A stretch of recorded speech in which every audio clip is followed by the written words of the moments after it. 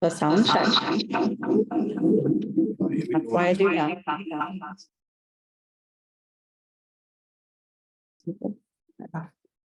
Let's do a second sound check. Now we're still listening.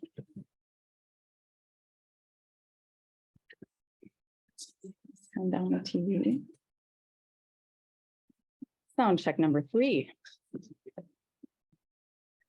Can those online hear me? Can you give me a thumbs up? Awesome. Thank you, Yulia. Welcome back. All right.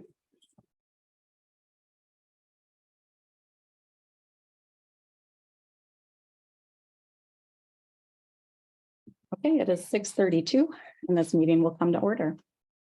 Welcome to the April 27th, 2023 meeting of the Twin Cities German Immersion School Board of Directors. We'll begin with a roll call conducted by Executive Assistant Julia Henriksen. Director Albers. Here. Director Alcatuch. Here. Director Dayton. Here. Director Eberhardt. Here. Director Hartmann. Here. Director Height. Here. Director Kuitzinger. Here. Director Quan Dobbs. Director Müller.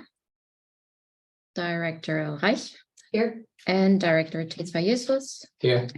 And ex-official member, Executive Director Christensen. Here. Excellent. I'd also like to acknowledge the members of the TCGIS staff for attending to participate in the director's report. Please respond as Julia calls your name. Michael White, Dean of Students. Here.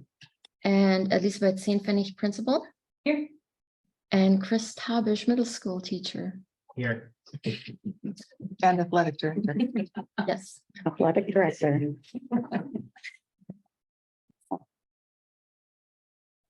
When we convene as a board, we open with the school's mission, vision, and values. The mission of the Twin Cities German Immersion School is the innovative education of the whole child through German immersion. Our vision is andere hören, andere sehen, weltoffen denken and handeln, which means educating multilingual world citizens who hear others, see others, and think and act with an open mind. And our values as an institution are curiosity, kindness, challenge and support, intercultural engagement, and community. We also welcome those attending this public meeting and thank you for being here, those present in the room 100 and online. The school board recognizes the value of participation by the public in deliberations and decisions on school district matters. To maintain orderly and efficient proceedings, the board provides a specified period of time during which the public may address the school board. If you would like to address the board during open forum tonight, please indicate so on the sign-in sheet. All right. First item on the agenda is to approve the consent agenda, which includes the approval of prior month's meeting minutes, today's meeting agenda, acknowledging the donation register, the enrollment update, letters to the board, acknowledging we've reviewed the bills and the responses to last month's open forum. We have a motion to approve the consent agenda. So moved. Thank you, Director Dayton. Is there a second? Second. Thank you, Director Hyde. Discussion on the consent agenda. Hearing none. All those in favor of approving, say aye. Aye. Opposed, say nay. Our consent agenda is approved. That brings us to our open forum for public comment. Is anybody present here to address the board tonight?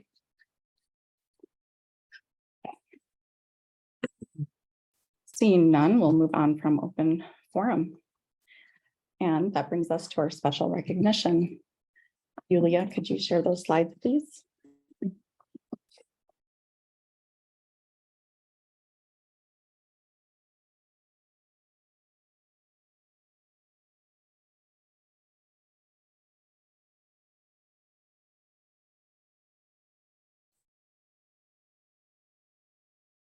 Do I get to start? Yeah, Director Reich, please go ahead and acknowledge the PTO mask and ball and auction organizers. Yeah, so just a big shout out to everyone who helped with the mask and ball event. Events are a ton of work and they take a long time and a lot of effort, and just wanted to say a big thank you to everybody who helped out, because it was a wonderful event to support the eventual rebuilding of our playground or improvements to our playground. I know I had a ton of fun, and I know that many of us here all enjoyed ourselves as well. So a big shout out to everybody that helped with that event. Awesome. Thank you. Next, we'll recognize the calendar committee members. Dr. Christensen. Yeah, this was a particularly interesting challenge this year because of our snow days. So I want to thank, the calendar committee had its initial job to do to establish the calendar for next year. And so I did a really good job with that, setting up sensitivity to different holidays. So that's their standard job. And they did that with aplomb like they normally do, but they also had to convene to work out the snow day challenges for this year, which is not a challenge they usually have. So I want to thank them for that. Awesome. Thank you. Next, we'll recognize the curriculum advisory committee members. Director Albers. Yeah, it was really fun to be a part of the committee for the first time this year, kind of supporting as board liaison. And it was really great to watch the staff and the parents and even, alumni kind of come together and really kind of figure out what are the goals that we're trying to hit, as well as the world's best workforce. And I found the meetings to be quite helpful. And I just thank them for their time, because it's an important piece that we have to fulfill here. And, they all made the time to get to those meetings. So thank you very much.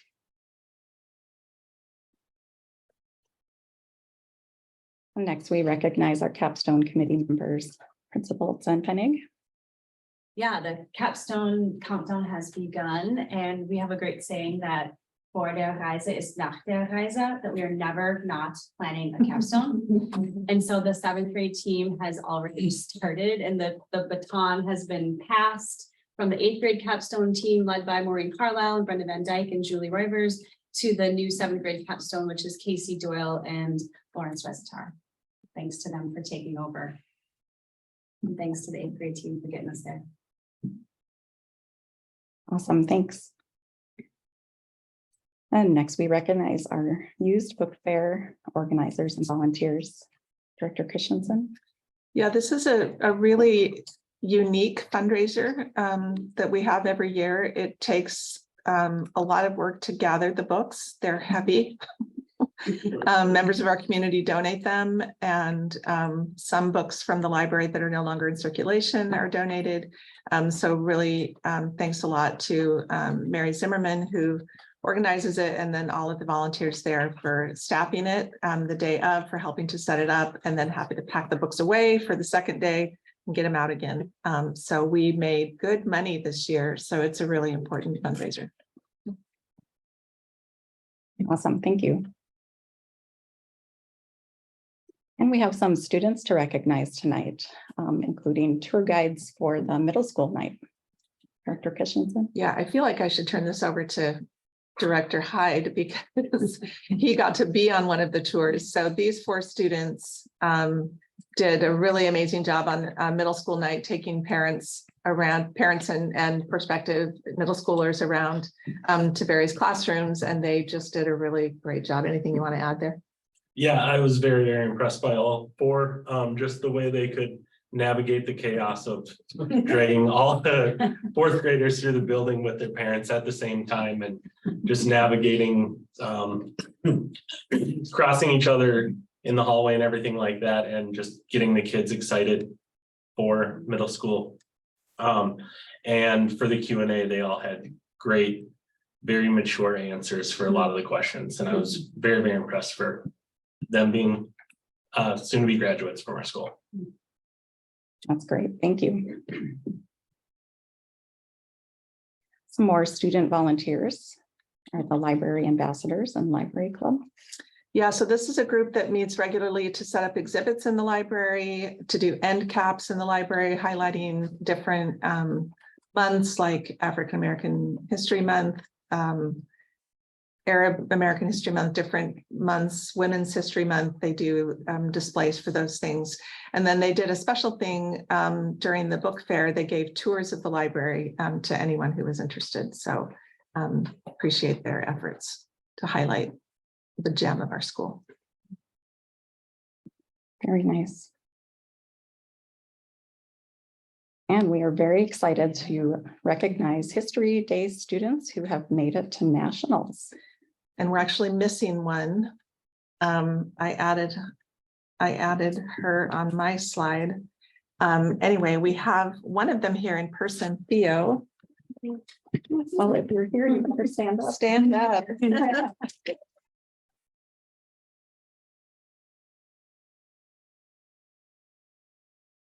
This is a very big deal. So Theo went to regionals, went to state, and then just last weekend qualified for nationals with his, it's a research paper, right?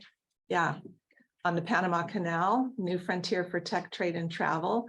And he will be heading with Eva, Juja, and Evelyn Felicia Cook, yeah, to nationals at the University of Maryland in June. She was an alternate that moved up, and so we didn't find that out until Yeah, Tuesday. yeah, we didn't find it out, but the National History Day group came and actually made that announcement in person, so that was kind of a big deal. So we're so proud of these kids. This is like the Super Bowl of scholarship for middle schoolers. 6th, 7th, and 8th graders all take part in it. And Theo, how long have you been working on this project? Since fall break, which was back in October. That's amazing. So it's a really long time, and they can choose a variety of projects, website, research paper. I'm impressed that you picked research paper. Documentary, performances, there's a variety of categories, exhibits. And for our school to have 5 national qualifiers is just remarkable. So give it up for them again.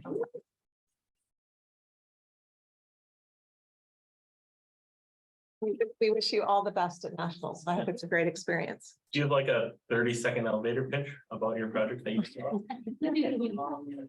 I guess, well, I worked really hard in the paper. I really tried to find sources, and it's about the Panama Canal, which was a canal that America built through Central America, Panama specifically, in order to facilitate better trade. And it was a really difficult project to construct architecturally, but it was really good for international trade and also travel. Awesome.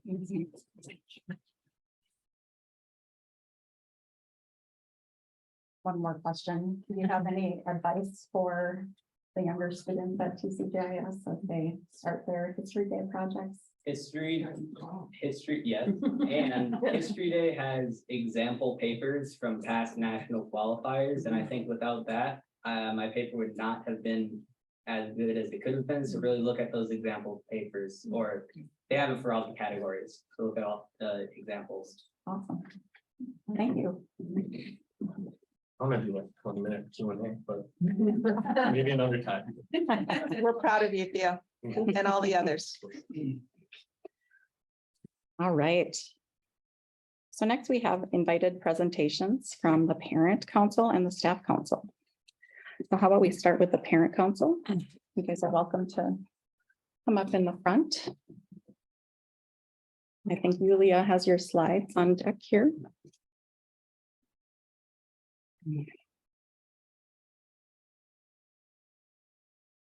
Thank you so much for coming tonight. I really appreciate it.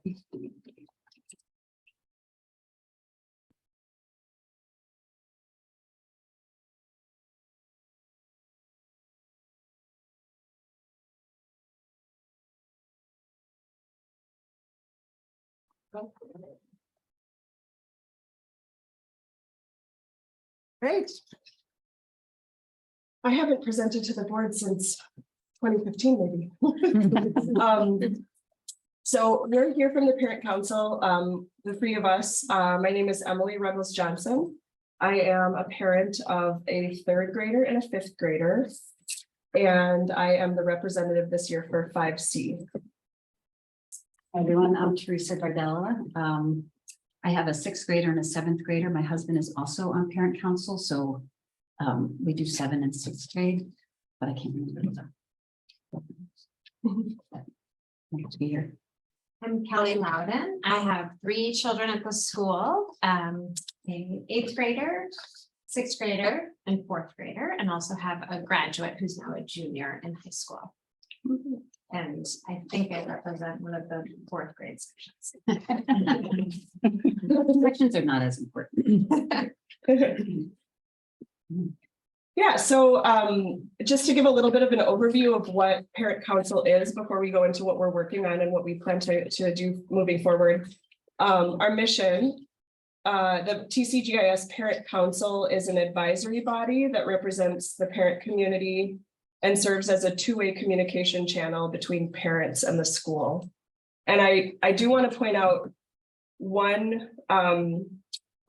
point that the Elternkontakte are different than the Parent Council. So Parent Council is Elternbeirat, we're the elected representatives. The Elternkontakte are helpers that are the communication channel between the teachers, the classroom teachers, and the parents, and organize things like volunteering and social events. So, and who are we? So we are all parents or caregivers at TCGIS. Parent Council started in April 2019. So I believe it was the school year after the Staff Council was formed, or shortly thereafter. We started to foster improved communication pathways between parents and school leaders, really in order to consolidate feedback or concerns or questions from the parent body, and relay that information to administration so that there were fewer emails directly going to administration from lots of individual parents and caregivers. We are an all volunteer elected body that represents the viewpoint of parents to the school. Each class, so each section of each grade has a representative, with class parents electing their representative at the beginning of each school year. So we serve 1-year terms and then elections happen again. It is okay to be on the Parent Council for more than 1 year. So some of us have been on for several years. Some of us have been on since the beginning. Have you? The inaugural, and then it skipped a year. Okay. And then currently our co-chairs are Alyssa Moffett, who has a 3rd and a 5th grader. She is representing 3rd grade this year, and Tyler Taylor, who has a kindergartner. They're phenomenal. Mhm. Okay, so the next slide just shows an overview for everyone of the school governance structure. So I'm going to pull this closer because my eyes are Could you full screen? aging. Oh, that's me. Oh, that's you. Okay, so once this gets up, we've got so the school board, all of you elected directors that provide the strategic direction for the school. So the what and the why for TCGIS. And then under that is the execution. So operations, how do things happen? That's the administration. And then the next layer, which is something that you see in German schools, which is kind of the idea behind why we formed this at TCGIS, are the elected representatives from the 3 stakeholder groups: student council, staff council, and parent council. I think when this slide was created towards the beginning of Parent Council, when they were calling it Eltern Council. So we've got the 2 separate words now: Parent Council, Elternbeirat. So again, we're the elected representatives, and we provide the voice of the school community when each of our groups meet with administration regularly. And then the largest layer is our entire school community. So we are representing all of the students, all of the staff, and all of the parents and caregivers at TCGIS. Thus concludes my section of this presentation. So what do we do? We meet once a month, and usually we have emails that can come in throughout the whole month to us from parents. And as a council, we look at those emails or those concerns that they have, and we discuss it as a group. And as a group, we decide, is this a concern that needs to go to the board, needs to go to administration? Is it just a particular student issue, or is it a classroom issue? So we talk about it and have sort of a filter for it, to make sure that the parents are heard, and we let them know where that concern is going to be addressed. So brainstorming solutions, how to address what the concern has come up, again, by where it goes, and making sure that there's some resolution for the parents. One of the things that we do every year that we think is really important is the parent survey. Just sort of getting a pulse from the parents about how they're feeling about the school, about the culture. Hosting the annual board candidates. We did that last year. I don't know if we did it our first year, but we did it last year, and we're going to do it again this year. Each parent is on the council is strongly encouraged to also participate, show up at a board committee meeting so that they can also be sort of act as a liaison back to the parent council. And then something that we had the first year and that we're planning to reinstitute is to have kind of an all council meeting. So for parent council, staff council, and student council to meet together, so that each would bring their representatives and we would sort of share together just what we're hearing and learning about from our perspectives, and make sure that we're sort of in communication with one another.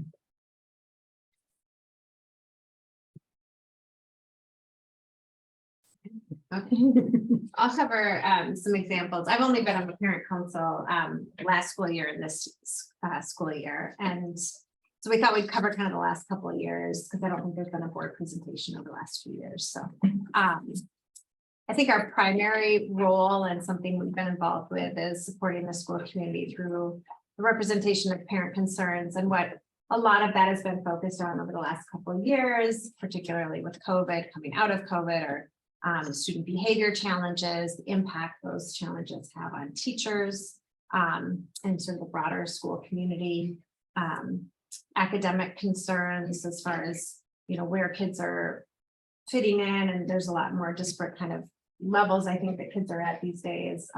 So hearing from parents their concerns about that, conferring with the administration on those concerns, some operational matters a little bit. Not that we're trying to dig into operational matters, but if parents are concerned about a particular, you know, mishap or something like that, just kind of conferring with each other. Is that something a number of us have seen, or is it a one-off? Communicating with administration around those concerns.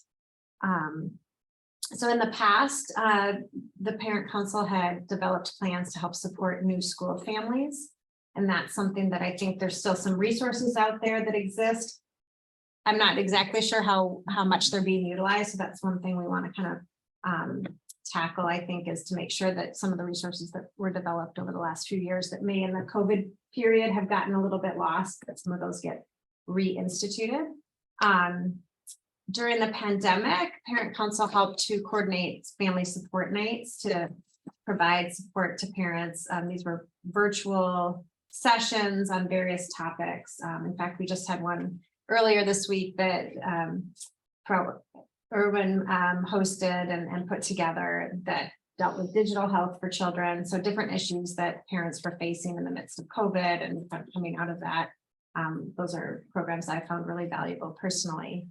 And then I want to give a big shout out to Alyssa Moffett, who last year really tackled the school lost and found and did a ton of work. In her role as parent council, in her role as, you know, just a really dedicated parent. And I think there's been some changes over how that's being managed this year, but wanted to recognize all that work that Alyssa did last year. So those are some things that we've worked on in the last couple of years. So moving forward, when we were meeting to plan for this, we were just kind of talking through some of the things we understand have been done in the past and kind of a regrounding around, you know, what things do we want to carry forward? What do we not need to carry forward? And one of the things that we were chatting about was reintroducing these fall and spring all council meetings, which we've talked now with administration about trying to get back on. And they've been moving forward with that, and we think that that can have value going forward. One of the challenges that we've also chatted with the administration about just recently, so I just want to bring to everyone's attention, we're looking for better ways to communicate with the individual classes that we represent. And with the switch over to Infinite Campus, that made it a little bit harder, but administration is very supportive of working on that to try to get new ways of communicating directly with the parents that we represent in place. That's been one thing I think this year that we have room for improvement on that we've chatted about. In the past, we had to draft something and send it to the EKs to then send it into the classroom. And so there was like a in between us and our parents. And so we're trying to have a little more direct engagement. Yeah. We hold that our website needs improvement in terms of those work for us to do there to make our work more accessible to the parent community or to anyone who's involved in the school community. Just providing better access to the information of representing them. I think emails have gone out, but those can easily kind of get lost in the shuffle. So that's one thing we're working on and hoping to improve going forward.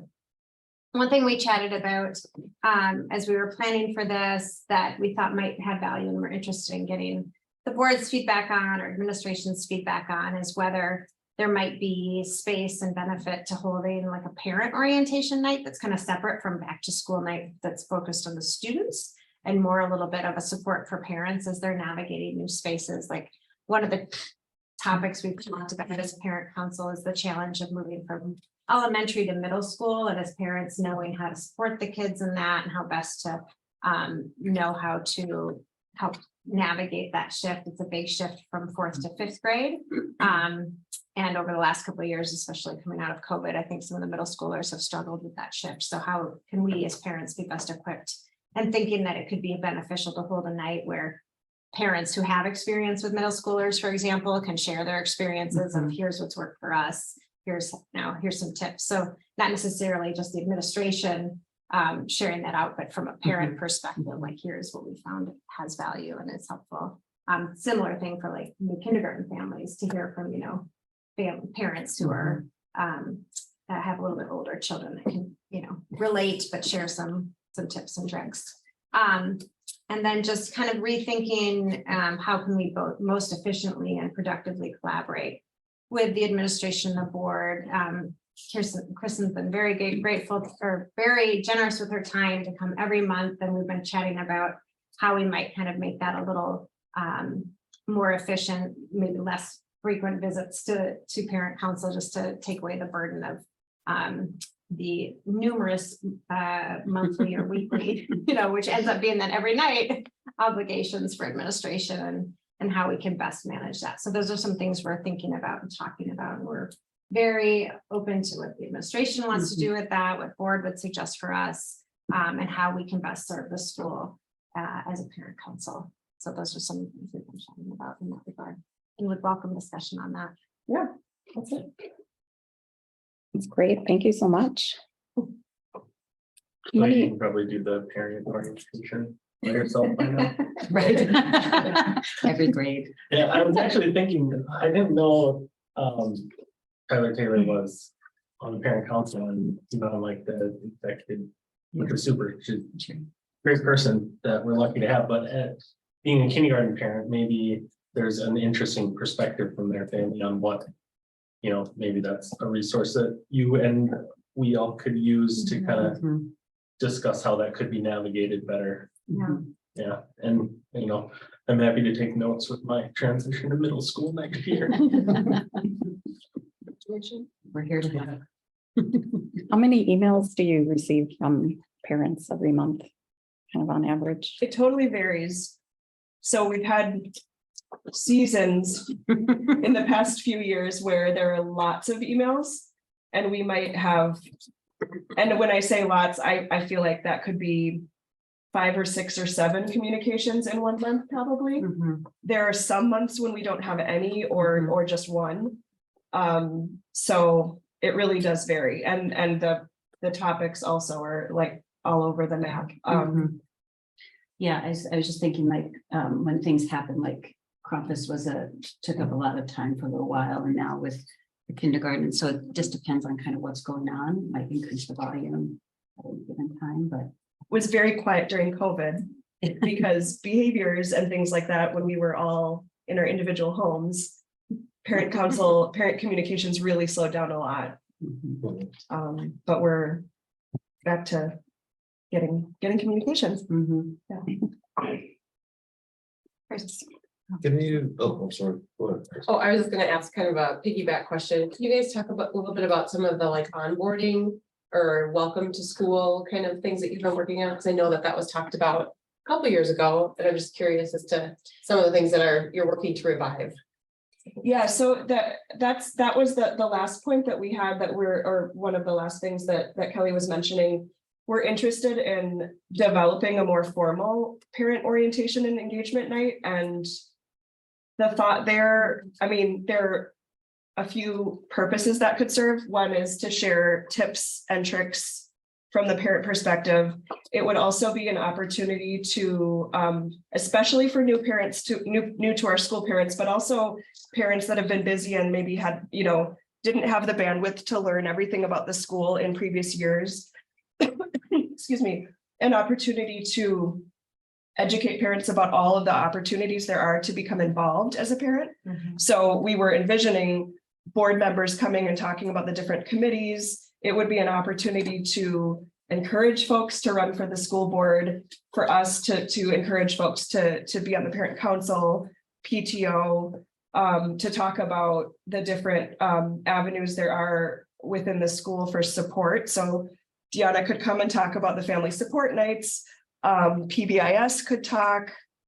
We could have the affinity groups, that kind of thing. So, and then we did talk about the value and maybe having sort of something for everybody, for the whole school, kindergarten through 8th grade, and then having maybe some breakout sessions where we focus more on early elementary, middle school. So, yeah. Yeah, timing wise, we were thinking the right timing would be like mid to late September, like not that back to school when you're still trying to figure out where does the kid need to go and what class are we in and where the supplies need to go, like that more student focused aspect. But then once things have landed a little bit, a couple weeks, 2 or 3 weeks into the school year where people have started to sort of get a rhythm, but also not so late that, like we hold our elections in early October, I think, and it's always kind of if we had the opportunity a couple weeks before that or so to explain, here's what we're asking people to run for, and here's how it's different than PTO, or here's how it's different than the outside contact. There's a lot to navigate, especially for newer families. And, as we're coming back into more in-person experiences, those kind of gatherings have value, I think. I remember going to one in our old building where it was, like a fair. You'd go from table to table and get to know different opportunities, and first heard about the opportunity to serve on the board that night. Without putting you too much on the spot, can you give an example of like a challenging issue which has been brought up to you and how you kind of communicated, dealt with it, or eventually resolved it? Yeah, so there was a recent example where there was a pretty sudden departure of a teacher that kind of caught a lot of folks off guard, parents included. And so there was some email exchanges about what's happening and we haven't heard anything. And part of that was just like everybody was kind of surprised by what happened.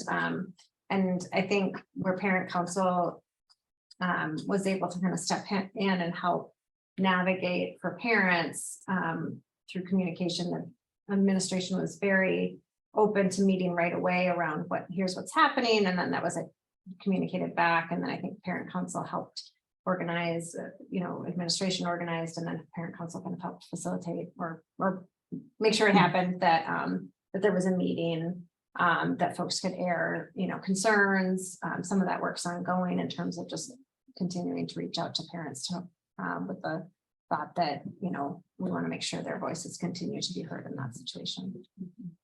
And I think that, too, like with that example, after the meeting happened, we did follow up then, the following month, we had our parent council meeting, touched base on that and decided to reach out, have the parent rep for that classroom reach out and just, check in, say, how are things going? If you have any further concerns, please let us know. And so, we can bring anything that comes from that to the administration to make them aware without people having to individually write those emails to administration. Mhm. So it was a really great example of why we have the parent council.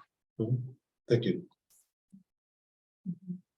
How many of the classes at the school have a representative on the parent council?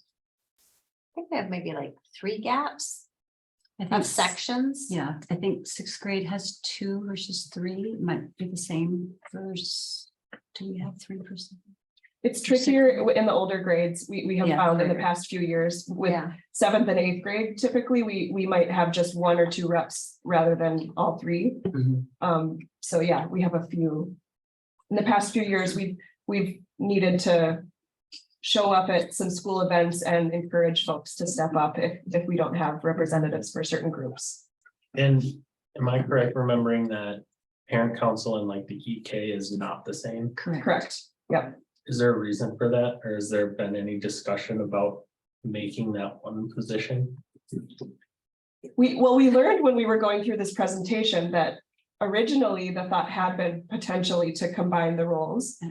But we did, in preparing for this, we talked about certain aspects of for me, the main difference is that we are focused on representing concerns that are operational and academic in nature, and where they interface with the administration, whereas the Elternkontakt, the EK role is representing, is the contact point for the classroom teacher. So that person can help facilitate gathering volunteers for things that are happening in the classroom. In my children's grades, they've really been helpful in organizing play dates so that there's like a social connection. And that's not a role that doesn't really fit in with what the parent council representatives do. So, but I do think it's great to have continuing conversations about how we define those and if we do still want to have 2 roles per classroom. The EKs are volunteer positions, not elected positions, so that's a little bit different too. And I can't remember, are the Elternkontakte invited to the meetings? No, Parent council, no. You may not be able to answer this, but if you know, what is the most common concern you hear from parents? I would say, in my experience, it's just the changes based on what's happening. There was one time where it was about middle school math. Like I said, Compass at one time was something that took up some time. I think sex ed. Sex ed took up a little bit of, took up a Right, little bit of Elizabeth? Sure time. did. Kindergarten right now is still, I'd say, pretty present for us too. But yeah, I wouldn't say there's a thread really. And I can't remember if anything keeps recurring necessarily. We also do sometimes get communications where we kind of redirect the person that brings the concern because we don't see it as a grade-wide or a school-wide concern. It really is an individual thing. And so sometimes our role is to point to the communication guidelines of the school and the org chart. And like, this is the person that you'd want to reach out to first. So I think, yeah. Yeah. In terms of just sort of overall purpose too, I think one of the values I've seen in adding the parent council to our structure is that before we had parent council, it was difficult for parents to know who to take their concerns to and how to navigate things. And sometimes there was, if people were particularly focused on an issue, there wasn't a sense that the board or the administration necessarily had of how widespread that concern was, because if you were just hearing from the same individuals over and over again, it's like, is this, a concern of 1% of the parents, or 5%, or 50%, or 80%? And not a great mechanism to really ascertain that. So that was a big part of the vision, I think, for parent council in terms of being able to understand, how broad is this concern, or, is it something that just a single student's experiencing, or is it happening across the grade or across grade levels, across elementary school? Also intended to help decrease, or the intent and the hope was, I don't know if it's proven true, to decrease the number of sort of various issues that administration felt like they needed to deal with in real time. And everything just going straight to administrators' email inboxes or telephone, because there's so much that they're trying to accomplish each and every day, that to get, get pulled away from some of those longer term strategic pursuits with, the flavor of the day or the flavor of the month was challenging. Is there like a executive committee or something for, right? So maybe this is completely off base, but I read this, reintroduce the fall and spring all council meetings, and just knowing how big the staff council is and the student council, it just seems like having the entire parent council and those two groups would be like 2/3 parent council. So do you see any like issues with like that majority kind of taking the lead on those meetings, or is that not a I think what I concern? understood in the past is there was just representatives from Right. each, so. There's just a few people that come from each of the councils. Okay. Yeah, that speak on Great. behalf of They sort the, of yeah. said, yeah. And it could be people from the executive committee, but not necessarily, or the executive team, but not necessarily. Yep. That's fair. One challenge we have, I would say, is, until we have the opportunity to meet, which is once a month, like we're not as nimble and as fast sometimes as maybe staff council who, they're seeing each other in the hallways, or students who are seeing each other in the hallways. So we're not always able to act as quickly sometimes in response to invitations and emails as we'd like to be. And that's where our executive committee can help, but they all also have their day jobs and stuff. So sometimes getting things coordinated can be a little bit less efficient with parent council than the others, I would say. So one final comment, and no, I don't really expect an answer. I'm sure Julie's wanting to move this along. But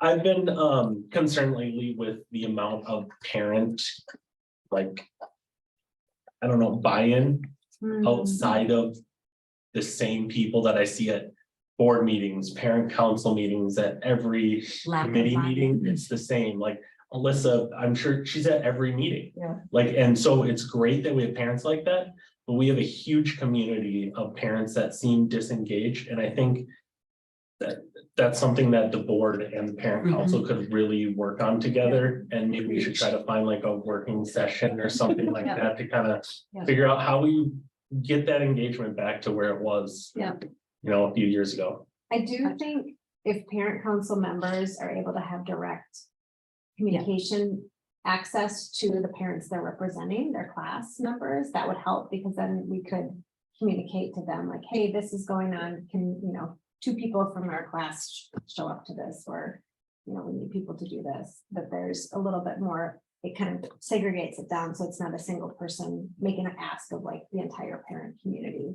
And we can do better That'd be helpful. recruitment than too, and like just the way the board does recruitment, like reaching out to people and stuff. And yeah, I was going to say to Kelly's point too, like we want to know, like we want to be of service to the administration for sure, the board, and also to the parents. And so we're constantly just trying to figure out our own rhythm and what works best for us and what works best for our purpose to serve the administration and the parents as well. So feedback on that is really helpful to us.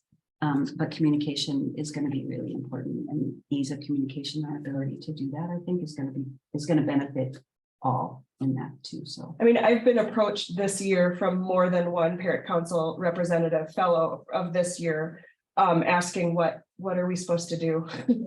So I think, to that, like, if we have the role of directly communicating with our group, our class that we represent, move more with that, and then requesting volunteers and things, I think that would give us a really good leg up on engagement. Well, if you guys would put it on your next meeting agenda, just to have a discussion on what working together would look like and how we want to just facilitate the start of that. I think we could do it at our next committee of the whole as well, and kind of come together and see how that should live or where. But I think that would be a great joint venture. Thanks, guys. I have one request, actually.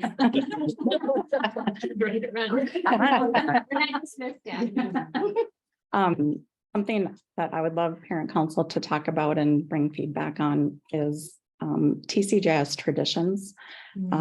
Over the last few years with COVID, obviously a lot of things have changed and some things have come back. Morgan Kreis, last month with Coffee Clutch was great to have back. Yeah. And I mean, Kelly and I both have now juniors in high school, so we remember the days where those happened every month. Now, is that still reasonable, or, like, what would parents like to see as far as ways to be in the school and be connected with what's happening with their students in the school? There's just so many things, like kindergarten. How do we, what is the tradition we would love to have for our kindergartners as they are just joining the school? We used to have a tradition at the GAI, welcoming all kindergartners. Used to have pumpkin carving. Yeah. Celebrating the 100th day of school, all sorts of fun stuff. Yeah. And I recognize we can't bring everything back because we are a huge school now. So I think there could be some prioritization, in that discussion with parents of what is really near and dear to us and what can we say goodbye to. And I think that gets into buy-in. I was going to say, Yeah. I think that is core part of that. People talk about that loss of community during COVID, when we had those times to come together and just say hi and see faces and stuff. And so I think that's great. Awesome. Thank you. Thanks so much for coming.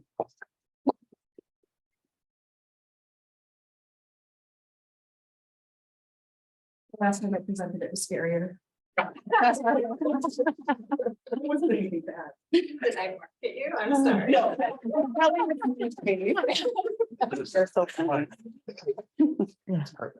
Okay, next we have our invited presentation from Staff Council. Frau Gilhoff. Thank you for coming tonight. I will just stand next to the screen since I didn't bring my laptop so I can see what I'm presenting. Good evening, my name is Katrin Gilhoff. I'm one of the 3 members of Staff Council this school year. We have 2 more members. We have Jesaja Terwen, who is in the A, and also for the SPED teachers on our team. And we have Delaney Jacobson, who is a 2nd grade teacher. I teach middle school, German, and in 6 and 8, and science in grade 6. Yeah, the reason usually I leave all these things to Jesaja and to Delaney because they are the native speakers. I am not. So I come across many times too direct. I'm sorry for that. No. So what I'm going to present is 2 surveys. They've been drafted already in October, but I drafted them, so I needed to have a native speaker to go over them. And it took a while. So actually they've been sent out in December, right around the time when we had the budget discussions. And so actually some of the feedback was, I question the time of when these surveys have been released. I'm sorry about that, but that was just kind of when we got them done. So one of them was mental health affected by student behavior. I made a presentation of how many people participated, kind of will talk about how many times we redirect behavior and reteach expectations, how support by admin is being seen, and comments. To the comments, I have to say, I erased comments that can be traced back to someone. There is one comment in there that you will totally know who wrote that, but in that comment it also says, I don't care about anonymity, something like that. So apparently that person was okay with that. And then the other survey was, Outside of work time, I didn't do the how many participated because I was running out of time at the weekend, but it was 37 as far as I remember. And then it's like, how many hours do we spend in the mornings, in the afternoon, outside of contract hours? How many hours do we spend in the weekends? And which tasks, how do we kind of complete outside of school? So I would start with the student behavior. So 37 participated, 31% middle school, 40.5%, but 31.1% elementary school, 40.5% middle school, and 18.9% of the people teach both. Yeah. I just wanted to clarify, this is a teacher survey. So we send it out to all staff, but Okay. mostly it's been answered by teachers. Okay. Then, yeah, 5.4% said they didn't prefer to answer. 67.6% were American staff, 27% international staff, and 5.4% said they didn't prefer to answer. Yeah. So redirecting, we had the possibilities to say I never redirect behavior. Once or twice per day, several times per day, multiple times per lesson. In some classes, multiple times per lesson, in others, not much redirection. Redirection is kind of, yeah, you behaving like this, you should behave like that, kind of all. In elementary school, 85% people said multiple times per lesson and 7.5% each for several times per day and once or twice per day. So there was no one who said it never happens a day. Interesting is it's the same in almost the same middle school. There is a bit more in several times per day and a bit less in multiple times per lesson. And then, of course, because we teach different classes, there's also some classes multiple times per lesson and others not much redirection. And the teachers who teach in both middle and elementary school, 86% said multiple times per lesson and 14% several times per day. And when you look at American staff, 84% said multiple times every lesson and 16% several times per day, versus international staff said 60% multiple times per lesson, 20% several times per day, 10% once or twice per day, and some said like 10% in some classes multiple times and others not much, depending on who I teach. Interesting fact is 86.5% of everyone who has responded to that question was like, when redirecting behavior, is it usually the same group of students? Mostly yes. So apparently there's a group of students that needs permanent redirection. How often do you see immediate change when you redirect a student's behavior? 43.2% said some of the time, 35.1% said most of the time, and 21.6% said rarely. And how often do you see long-term change when redirecting student behavior? 43.2% said rarely, 40.5% said some of the time, 30.5% said never, and the other number that is the lowest, the red, is most of the time. So no one, like, there are not many people who see change of behavior. Reteaching expectations, because we believe in if a child doesn't know how to behave, how can it know how to behave? So we reteach expectations. How often do you do that? Again, I make it a little bit quicker. Elementary school, about 70% are reteaching every day. In middle school, when kids should know expectations, we are still reteaching expectation about every single day, about 70% of us. And the ones who teach in both, 100% reteach expectations every single day. When you look again how American staff and how international staff answered, here multiple times every lesson, it's almost the same. Once every lesson, there's definitely more in American staff than in international staff. Once every day, is international staff is higher, 50% of us, and then 20% only for American staff, and only a few times per week is almost again the same for American staff and international staff. How often do you see an immediate change in behavior when reteaching expectations? Over 50% said some of the time, 29.7% said most of the time, and 18.9% said rarely. And how often do you see long-term change in behavior when reteaching expectation? 54.1% said some of the times, 37.8% said rarely, and then a smaller group said never, and an even smaller group said most of the time, but no one said every time. Then communication of consequences was like, there were only 32 responses, I should say. So how often has admin communicated a consequence with you after a green sheet? There was a question about yellow sheets, but I left it out because we had so many graphs. I focused on the green sheets because that's like the most behavior. When also parents get contact with the yellow sheet, it's more for just to get into the data. So we collect data about students. And so every time where a few people, yes, every time, then most of the time 21.9%, some of the time the same number, and then rarely 28.1% and never 29.9%. This is very big and very colorful. So improvement after green sheet, because again, green sheet is something severe. We contact parents, really something severe has happened. And the question was, have you seen improvement, immediate or long-term, in behavior after writing a green sheet? And I will keep to the biggest numbers because the other ones are too small. 31.3% said yes some of the time, and 37.5% no, most students don't seem to care. And the other ones are smaller. Okay. And then have you heard a student brag about the amount of yellow or green sheets they have? 60% said yes, 40% said no. I thought I had put it in for elementary school and middle school because middle school teachers heard it more often than elementary school teachers. I must have forgotten to put that in.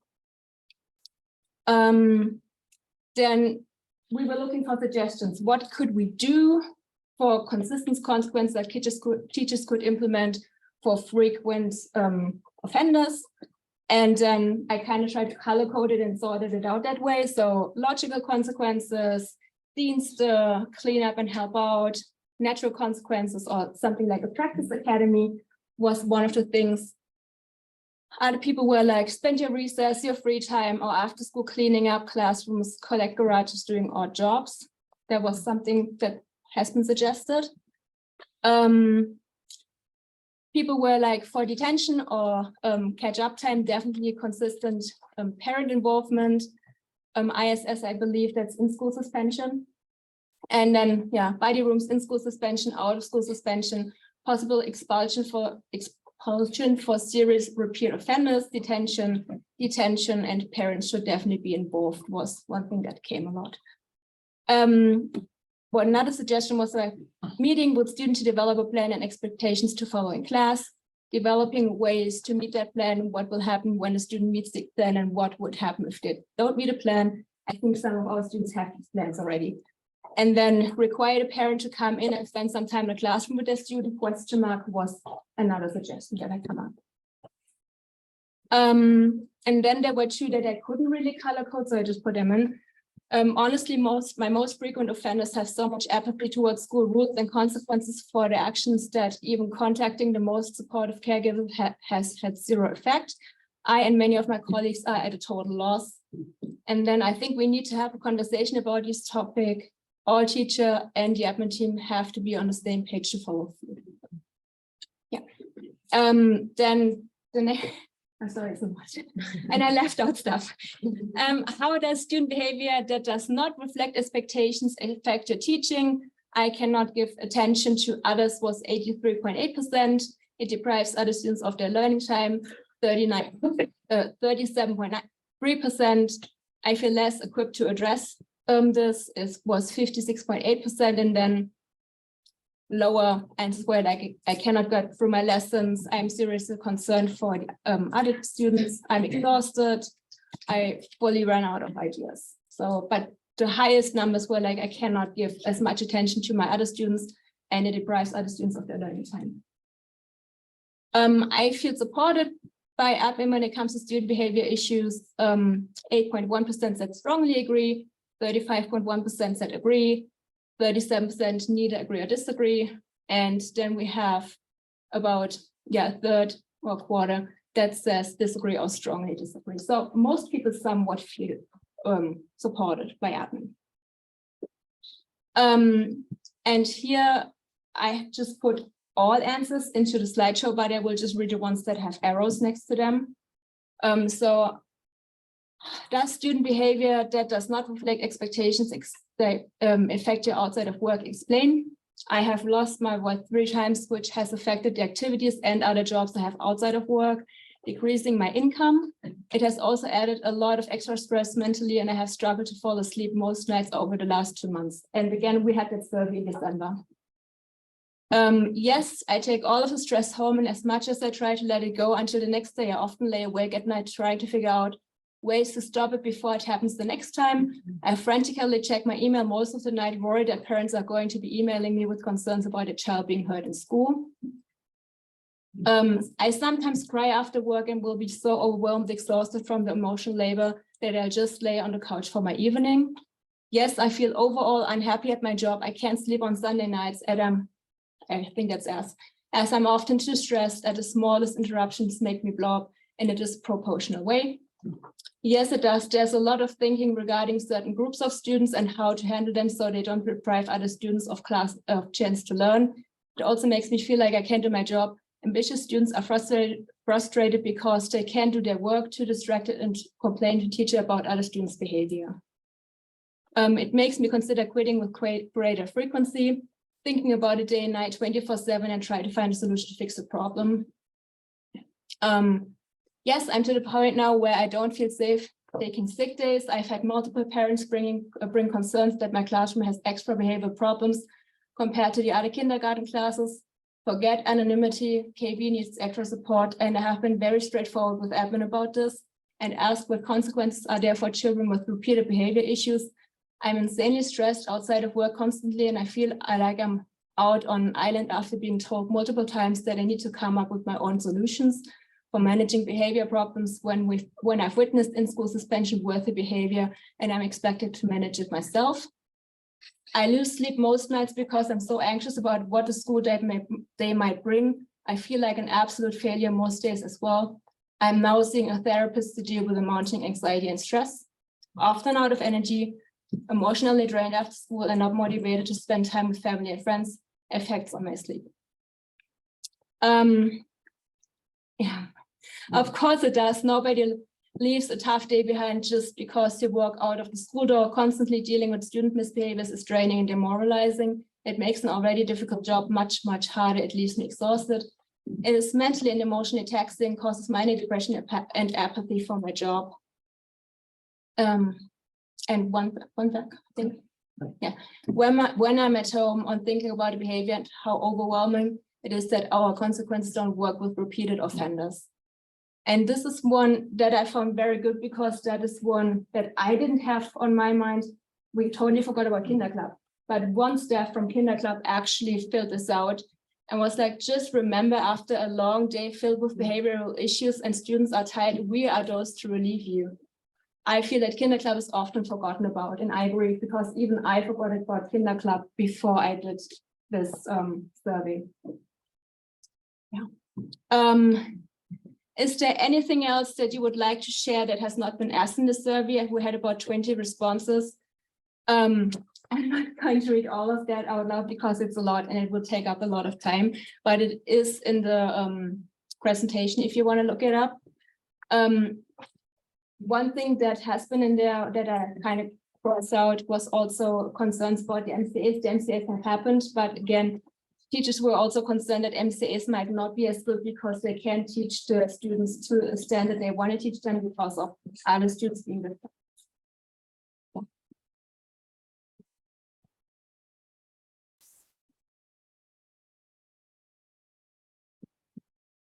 Okay.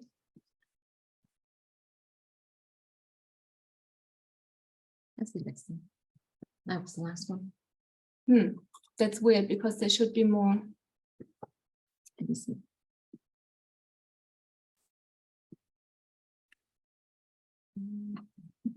Maybe open the PDF I sent you. Yeah.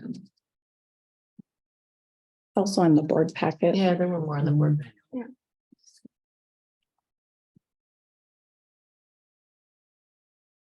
While she's finding that, maybe we could just take a moment for some Yeah, questions. this if there's one some. was basically, that was that survey.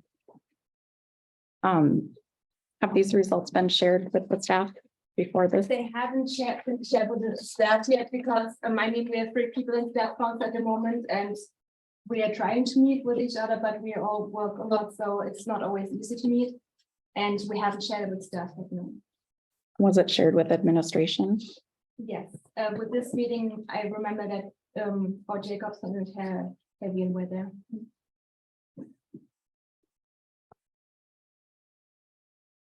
We're seeing these results for the first time. Oh, so you haven't seen the results before? No, not before the packet. Like this presentation I made this weekend, I'm not sure what presentation for Jacobson and Fabian showed. So, We didn't have a meeting with them.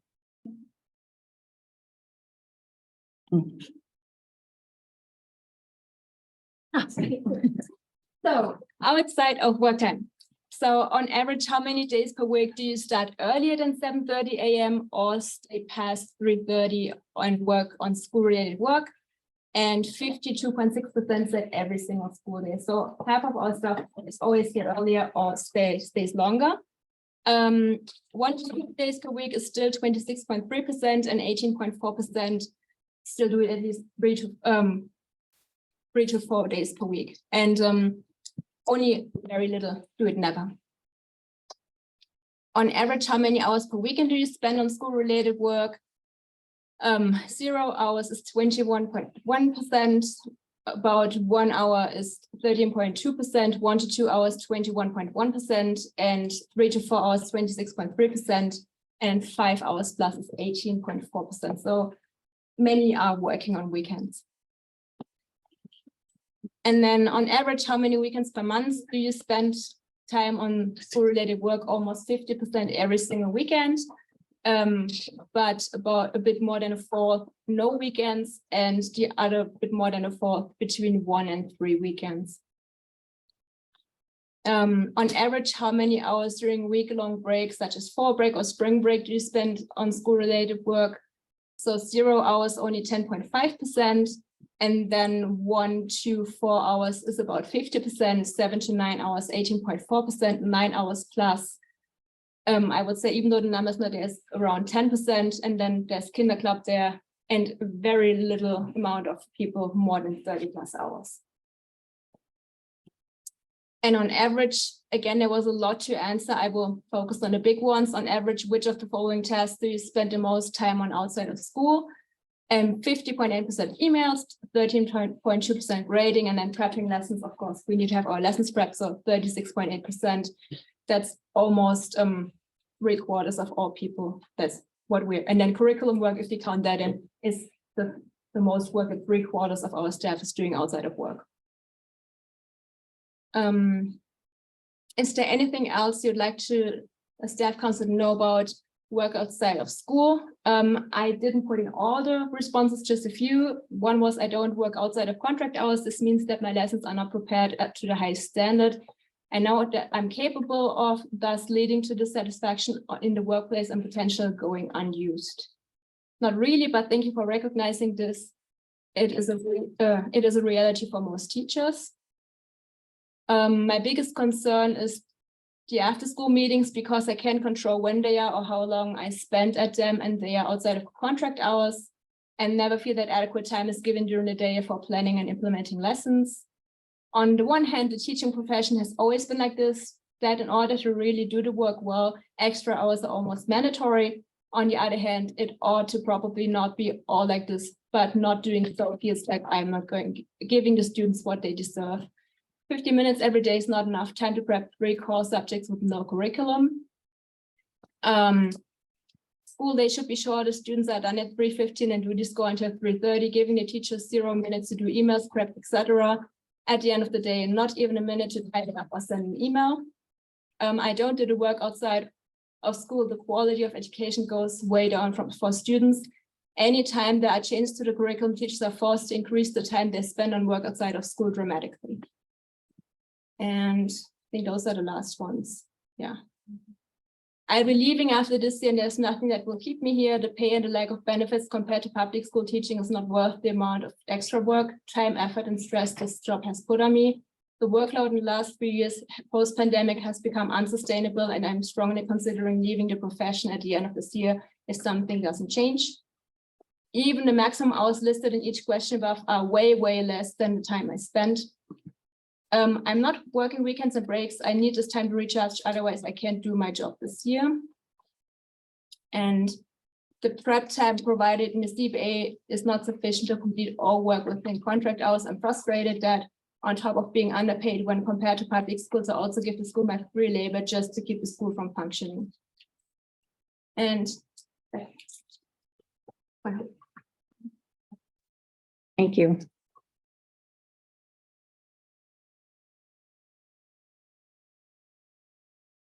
There's a lot there. and again, that survey was in December. I apologize I didn't bring it out earlier. Just like we did this enough time. Richard, you've been in one of our meetings where we talked it through, but yeah. Just a question about, let's see. Teachers hearing what the consequences when they write a green sheet. And there's so many different answers, like some always hear, some have never heard. Can you help me understand what the norm is for that type of situation? Because I know with parents, parents aren't normally told what consequences are for other kids due to data privacy. Does that apply for teachers? No, the procedures that teachers who have been involved are being told. But I hardly ever write green sheets, to be honest, so I can't tell.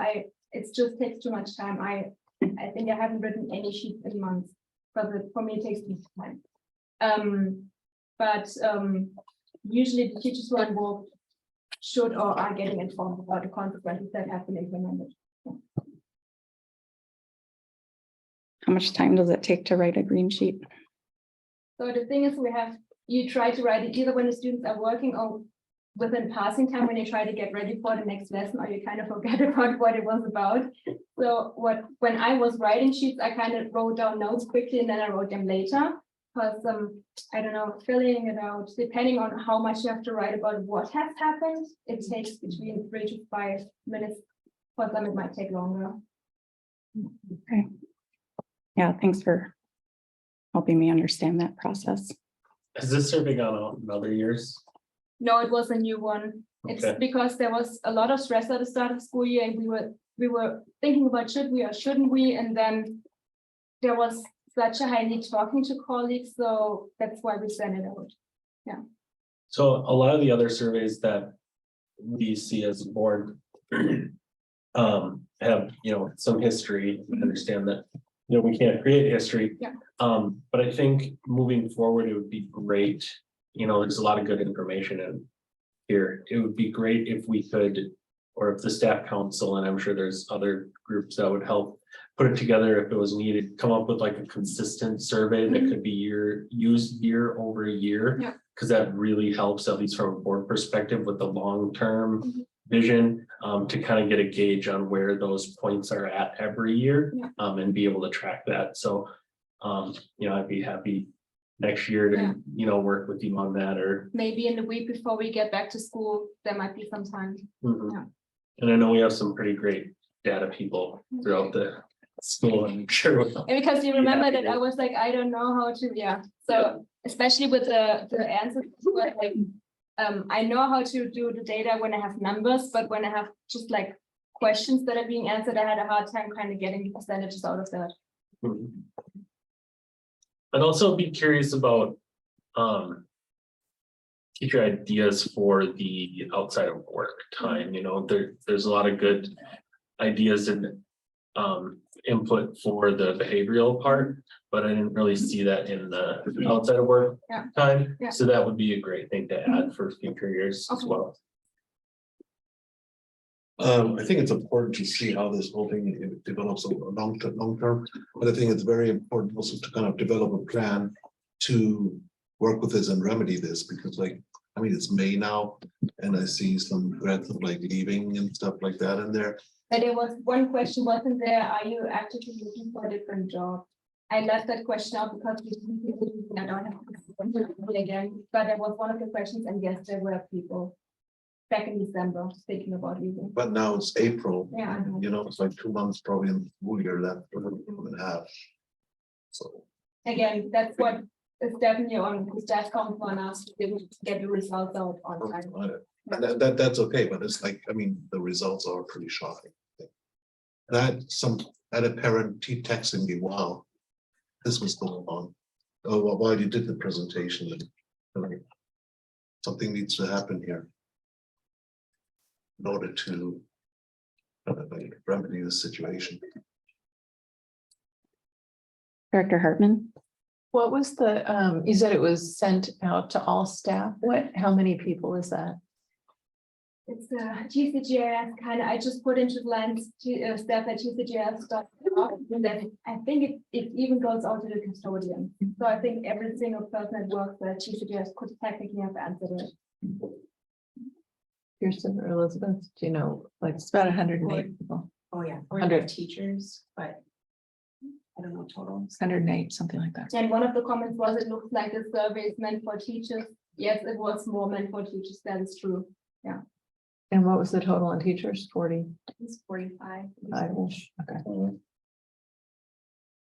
And then just specifically on the redirecting and reteaching questions, is there, do the people to whom the survey is directed have a uniform understanding of what those two terms are and when they are used? Or I don't know what those look like in practice. They seem like they're Very good question. very- And I mean, I had to learn that because as a German for me, it didn't make sense at all.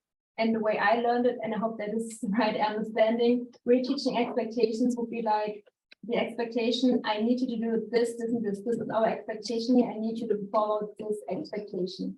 Versus redirecting for me might be more, I don't know, student A is talking to student B and not listening. And I'm like, my friend, you need to listen.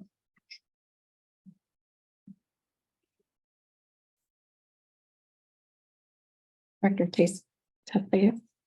Thank you. So it seems like this was a big undertaking, so thanks very much for doing. It was great. I had a couple of questions. Number one, after generating this informative data, how do you see the board and maybe the administration doing something about it? Do you have recommendations? Subjective opinion is for some students, the consequences we have don't work and we need different consequences. So, and then my other question was exactly along that line. It seems so the data, you know, from what you showed, a fair bit of the teachers think the consequences don't work. And then, so is there anything else that can be done to? I come from a different system, so we've had a meeting, a staff meeting where we were talking about consequences, and it was more, okay, talk with each other, what has worked, let's make a spreadsheet so people can kind of look into that spreadsheet and which consequences do work. Versus, and what is totally different for me here, and I speak for international staff, is how many students go right away to the principal or the dean of students. Versus in Germany, lots of things would be talked over with the class teacher. Hardly ever any student needs to go to the middle school coordinator, and if that wouldn't work, they would go to the principal. That's maybe 1 to 2 students a year, even if. So the whole system in Germany is different. So that makes it hard for me, because in Germany, when a student has to go to the principal, for them, that's like, oh my God, I'm about to leave the school because I've done so many bad things. Versus here, they just go there on a daily basis. Kind of, not all of them, but there are students that are in there on a daily basis. And that makes it for me hard to make suggestions because the whole system is different than the system I know. Yeah. So with the term, for example, repeat offender. Yeah. You know, do you think if there is such a thing as a repeat offender, that can be solved by with two consequences, or should the school just find some other way? I think it depends on what they are doing, so because some students, they would be happy if they could be taken out of class and have to work somewhere else, so it would be a reward for them. Versus for others, it would actually be a consequence. You cannot be around your friends because you misbehave. Now you have to do your work in this room instead. So depending on the person, I think one thing would be, okay, the student can't be in this room, that student has to do tasks, let's say, in a different room without any peer attention, versus the one that might actually want that is actually the harder person to find, because like someone who wants to be out of the classroom, find a consequence for that kid, because maybe that kid is blowing up your classroom because it doesn't want to be there. So that is the harder thing that, like, I don't have an answer. Yeah. Yeah. How much do you think that, I call it the lack of discipline, is affecting the achievement behavior, or the achievements of students who really wanna, learn? It depends on the classroom. There are some classrooms, they are highly affected by it, highly effective. And there are other classrooms where the students are very nice. You have a few that might disrupt, but you usually say, okay, please behave, or okay, you go to a buddy room now, I can't be here right now, and then it works smoothly. So I'd say it depends on the cohort and the grade.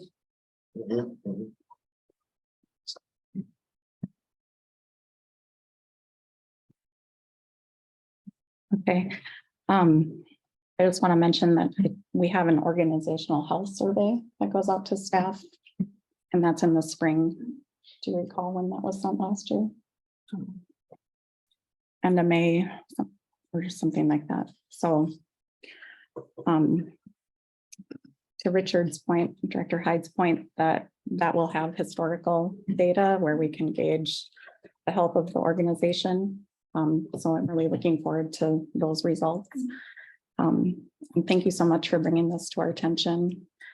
Do you have any feel for with the behavioral issues? And I know we're going to hear about behavioral interventions next. Since the survey has been taken, has it gotten worse or better or it's same? most of the time a group of students, and I know a group of students where several teachers had problems with over the time, and they didn't change the behavior. And I know in some grades where teachers, it's basically on the agenda every single week, because some students just, don't follow the directions they should be following. Mhm. Right. Any other questions? Thank you so much, Frau Gilhoff.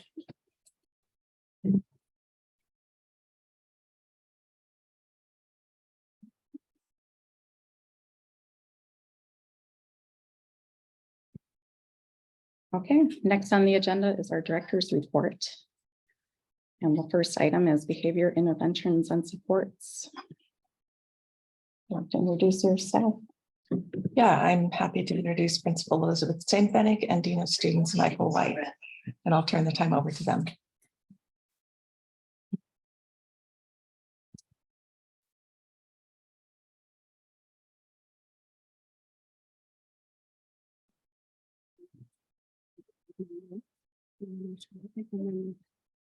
Might as well do some. Yeah. Thanks, Richard. I take where they're instead. Thank you both for coming tonight. Thank you for having us. I'm happy that Katrin stood because I am a standing presenter as well, and I'm going to need to see where we are. So I will probably also stand. My watch told me that my blood pressure rose to 120 while I was still sitting, because that blindsided me. I did not see that data, and I'm feeling trapped to do this presentation right after that, if I'm being really honest. Michael and I worked really hard on this, and we're really excited, and we have a lot of really good things to say, and I don't want to say any of them right now. Well, thank you for being candid with us. I'd certainly entertain postponing if you want to do it another time or even later this evening. I don't know we're ready to present. I would just appreciate some acknowledgement that this was a really bad order. And that doesn't feel good. And in many instances, I feel like we are not set up for success. And this is just another one. Just another one. We are working our tails off. We did not see that data before tonight, Okay. before the packet. It's a survey that went out in December. We weren't allowed to speak to it, to the things that we did after seeing even just the questions. And so just,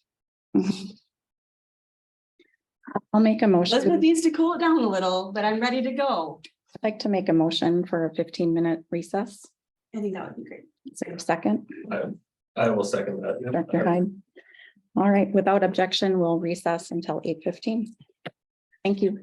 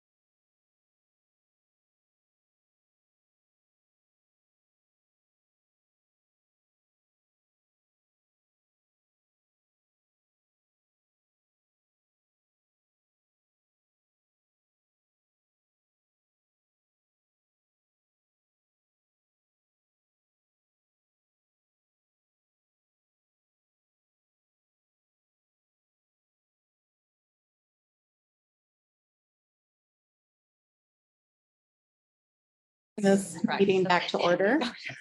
I don't know. Okay, it's 8:15. Let's bring the meeting back to order. All right, Principal Tsen Fene and Dean of Students White. The floor is yours.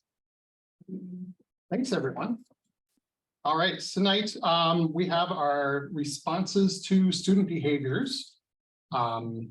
And Elizabeth and I have been working on this for about 3 weeks and putting some information in.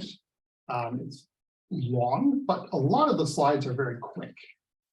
Just information quick. Michael, I So- would argue, and I would say we've been working on this for 3 years. True, true.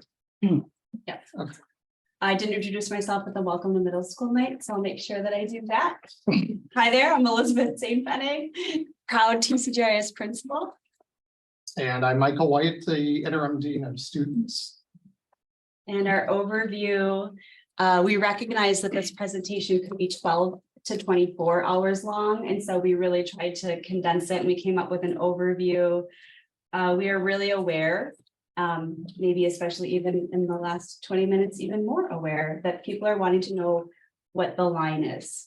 And what we want to make everyone remember or maybe aware of is that there is a whole lot that comes before the line. And so our presentation really focuses around all those parts.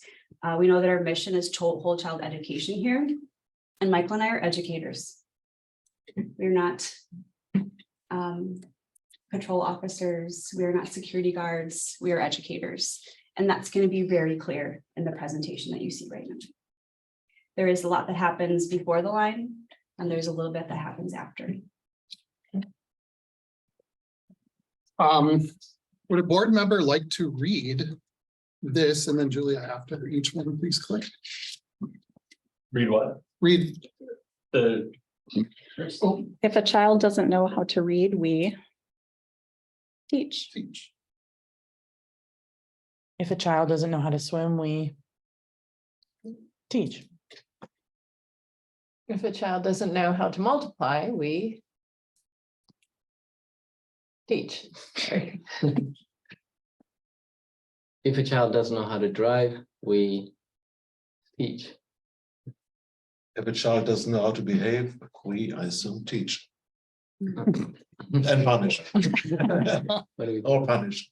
So I think, you know, the sentence there, why can't we finish the last sentence as automatically as we do the others? I think is a great point of, you know, for us, we know that the child's academics need to be taught, but behavior is not also something that they come with to school. We need to teach that as we go through. And it's also something that is shared with others. It's not just the teachers. And so bringing it back to our mission, which includes innovative education and German immersion, but wholly centered around the whole child. And so that includes educating around safety, around social things, physical, keeping kids healthy, supporting them emotionally and intellectually, in addition to the academics. And so we just really want to connect that piece here before we jump in. We also recognize that we are dealing with das Kind im Mittelpunkt. And around that is a lot of stuff that is out of our control. That is not part of the time that we see students. We talk a lot about spheres of influence, and we're trying to remind teachers of what they can control and what they influence. And it's just important to remember that every child goes home to a family that has different values. And every child is part of a community. And I just want to point out that in that community is TikTok. And in that circle is Instagram and social media. And so those are things that we remember. We are up against all of that. Yep. We also- And so, oh, sorry. Our special education folks would always go back to this, and I think it's so important that all behavior is communication of some sort. Something, child does something, but what's behind that? What does it really mean? We use this pyramid to talk a lot about academics. Just show of hands if you've seen it before, you know what we're talking about. It also applies to behavior as well. And so that first tier, that tier one that we talk about is just regular general education, is also generalized to most students' behavior. Most students' behavior fits into 80%. And we heard that before too, that we're talking about a smaller group of children that are repeat offenders. I heard that term. And then the tier two, that in our academic terms is our ADSIS services, our intervention, literacy interventions, things like that. And then in this instance, we also do have a social emotional level. We have a social worker who's working with small groups to work on managing self-management, on anxiety, things like that, and power up groups in the middle school.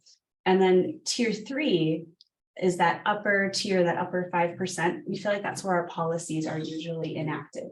That's where we have a policy violation, and it doesn't happen every day, and it's happening very rarely. And it's really with just a teeny bit of the pyramid. And so this is a slide we've used at our PBIS training that we do with teachers every fall. We have training that we do for brand new teachers that come a week earlier than the other staff when we return. And we do another training for returning staff. And classroom management is 80% prevention. And so I know a lot of the interest is in what happens when prevention fails. However, if prevention can take care of it, then let's put our efforts there before something happens. To what are they called? Entities, maybe? Two philosophies that we lean on are responsive classroom and PBIS. Responsive classroom is research-based, evidence-based. You'll see it in a lot of schools in the metro, works with trauma-informed practices and the idea around creating routines. Everything we know about trauma-informed practice says that kids who suffer from trauma benefit from routine, benefit from structure, and responsive classroom provides that structure. So every year we send the new teachers to responsive training classroom. It's 4 full days. We reference it in our new teacher work week. We have huge checklists of things that teachers should have in place in order to begin the school year. And then there's online support. There's a publication that actually goes along with middle school advisory too. So there are tips and tricks and things to do for advisory. And then the other one Michael's going to talk about is the PBIS. And so PBIS, positive behavior interventions and supports, is also research and evidence-based. It's funded by the Federal Office of Special Education Programs, and it is used nationwide, and most districts in the metro use it. About probably half of the districts in the entire state of Minnesota use it. And so with this, we have our school-wide expectations, which we share in every time that we are talking with students about our expectations. We post them on the walls in the classrooms. We have them in the hallways in different ways. So for the bathroom, safety is going to look a little bit different than it does within the classroom. Being respectful includes throwing your paper towel away, kindergarten boys, and making sure that you do the things that are expected. So these are things that we have throughout the entire school. So in this first one, it has that we are looking to maximize structure. And as Elizabeth talked about, that structure helps our students stay grounded and know what to expect. And so that responsive classroom is a good part of that. As Elizabeth had mentioned, it's used in Morgenkreis and advisory. It really is the structure of here's how you begin your day. There's a lot about how to practice modeling, especially in the elementary school, and it's all mapped out how to do that. And it's very student-centered. The next part is our school-wide expectations and our rules. And so again, taking these expectations that we have and making them specific to different areas, teachers have the ability to take this and create them for their own classrooms as well. And you can see, here's our bathroom expectations, both in German and in English, and with visuals as well. This is a kindergarten one where it's very simple. It includes pictures. And this is one for middle school. And that one, of course, has more language on it, and kids can understand that because it's for middle school kids. So we take what we have and make sure that it fits for our students. The next one is about student engagement. I'm going to hand that over to Elizabeth. Okay, so PBIS believes in the positive behavior part of that. Some people are not keen on the part of PBIS that has rewards. I believe those people don't have children, because I know that we are all motivated by something, right? I get a paycheck for this job too. So there's got to be something in it for them, is the philosophy. So we have these classroom drawings are happening K-5, which could lead to the larger weekly drawing. There is a mouse moonsa coming up. If you haven't seen one yet, there are little tickets. And every time kids are kind of caught doing something good, following our 4 rules, they have the potential to get one of these tickets. And then we are drawing on Fridays. Dr. Christensen does those one for us, and awarding a trinket here or there. Sometimes it's a little tiny mini Max book, or we have erasers, happiness journals, clicky pens, things like that, trying to not give junk. We have Sport All-Stars is something that Lydia Spading has started in her elementary Phi-Ed classes. And so she's giving out little sneakers that say All-Stars, and she's doing some great stuff to reward positive behavior. We brought middle school assemblies back this year. They were taking a COVID hiatus, and we're addressing expectations in the data that we're seeing. If we're seeing a rise in certain things, we'll bring it to the assembly. But we're also honoring things that are going well and students that are achieving. For example, History Day is something that we celebrate and will celebrate tomorrow at the assembly. I'm also kissing a lizard tomorrow. Yeah, it's my lizard. Yeah. And grade level assemblies, we started that again. So the 5th grade had their first assembly, and they were doing a Winter Blast, which was a Michael White production. Just a little special extra motivation. Each teacher had their own thing. They were given mouse moons out like crazy, and then just doing some extra drawings. And basically the extra drawings were just to get into the end drawing. But they were really motivated by that. And the next picture is a picture of our middle school assembly. Dr. Christensen photobombing back there. And this was a community builder activity. They had to pass the hula hoop without letting go of your neighbor. And then the winning advisory, which was 5A, got extra gym time on Friday. That's what they chose, is 30 minutes. I remember someone on the board saying, can't you just run around the lake every day? And I really had that in my head, like, okay, how do we get them just like more active? And the gym isn't being used during advisory time, so we use it often. All right. The next one on the wheel is acknowledging appropriate behaviors. So again, as Elizabeth had said, that we have those school-wide expectations, and we have our drawings every week. And our students come down to the library, and hopefully all of you have seen, those of you with children here have seen these come home. And then the next one, Elizabeth. Yeah, that one is responding to inappropriate behavior. Let's see if you go to the next slide then. Yep. We emphasize the tier 1 supports. Remember, if you can remember the pyramid, that's the green pyramid, the med, that's the 80. And we know that offering choices is good instruction, having daily goals, making learning explicit, teaching skills, giving feedback, all of these things in this, whatever that is, are best practice strategies. I strongly believe that good instruction is the best classroom management plan.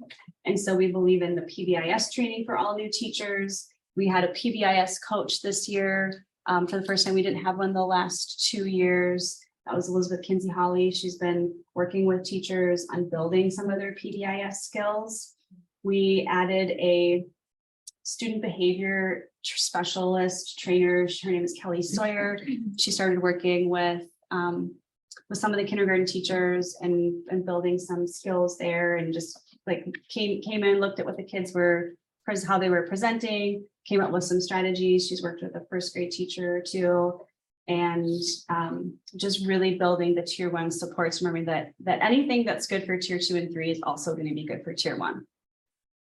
Our positions are both supporting teachers in the classrooms, and so we are coaches. We are there to tap in if a teacher needs to tap out. We are there to have our shoulders cried on. We are there to brainstorm. We are there to offer up strategies and be as proactive as we can.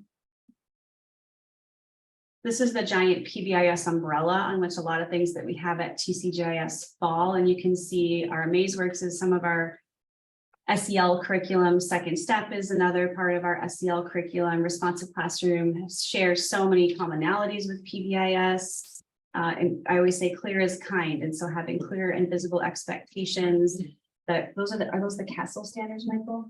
Is that what those are? The little circle. I don't know what that circle is. Oh. Yes. Yeah, those are the CASEL standards. CASEL standards are national standards for social and emotional learning, and our SEL task force, which is newly formed, is going to embed those in our curriculum starting next year. All right. So as was brought up before, our yellow sheets are just yellow paper. So we know the difference between the yellow and green. The yellow sheets track behavior. They're not the punishment. Sometimes they're, I'm going to give you a green sheet or a yellow sheet. Well, that's not actually the consequence itself. It's just a piece of paper where things are written down. And so our system, so that we can keep track, gives us these different options for the minor sorts of behaviors. And we all have different thresholds. So for one person, talking during class may be a big deal, and they may have redirected that child 5 times. So now they're going to write it up because they want to track and see if this is happening over and over. And then teachers typically handle these in their classrooms. So the yellow is, again, simply just tracking behaviors. And these are the responses that they can choose from.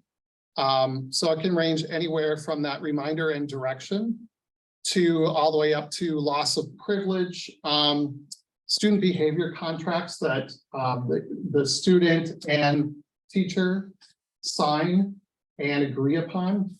So, and then there's everything in between. Some of these may also never end up on a yellow sheet. Sometimes a seat change is made and that solves the problem. There's no need to write it up. It's just the problem solved. Talking has stopped. The green sheets track behavior also, but then an administrator signs off on them.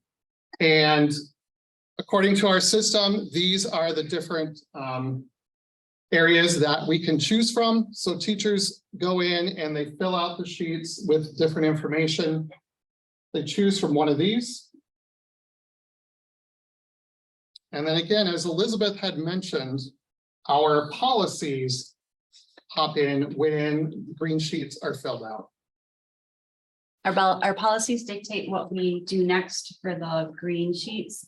I would say that there are different kinds of green sheets, though. Not all green sheets are violations of board policies. Correct. And that administrators don't have to be the only one to handle a green sheet. So very often we have teachers who are handling things themselves, which is such a preference to us when it is a classroom, because we don't have the context, we don't know the rules, we don't have the relationship sometimes. And so it's really better if teachers handle those.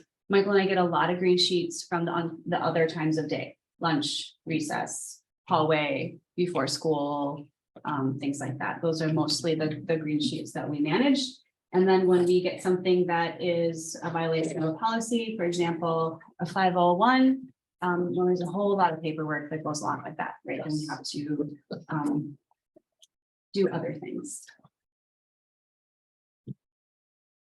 Richard, do you have a question? Yeah, are the sheets filled out by staff and then signed off by admin? Is that? Yes. Correct. Yeah, there's a little spot on the back of the green sheet where you can see the admin takes over. Understood. Yeah. Thank you. Is that the same with yellow, or who does the yellow go The to? yellow sheet is teachers going out, and then administrators do not interact with the yellow ones. And all of them go into my mailbox. I sort through them. I either act on them or go back to the teacher or investigate or move it up to Elizabeth if needed. So it all depends upon what that green sheet is written out for. What's the timeline on a green sheet? Like, a student gets a green sheet today, how soon do their parents find out about it? Great question, because it depends on if the teacher contacted the parents. If I get it in my box at 5 o'clock and I'm gone, then it won't happen, of course, until the next day. If I need to investigate and find out exactly what happened, because it's very complicated and there's lots of kids involved, I'll probably send a quick message saying, just to let you know, this is what happened, I'm investigating this. The next day or that day?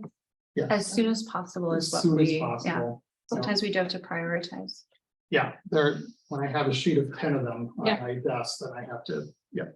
And it's the expectation that if a student gets one of these, it makes it to your box that Yes. same day? It should get to my box that same day, right? I would say though, that it's not the expectation that every green sheet receives a parent phone call. Oh, Correct, right. If it's a first time offender or, you know, a situation like that, very often we are aware of what a phone call home does. And so that might be a moment where we pause. How much time do you spend like on tracking, like after you receive the sheet? And then tracking what happened and then kind of like the concept, like how much of a day is spent on this? Probably half or more, 3/4 of my day is spent with that. Mhm. Yeah. I'm also on calls that will come up, and I'm also talking to students who come into my office for various reasons. Mhm. Yeah.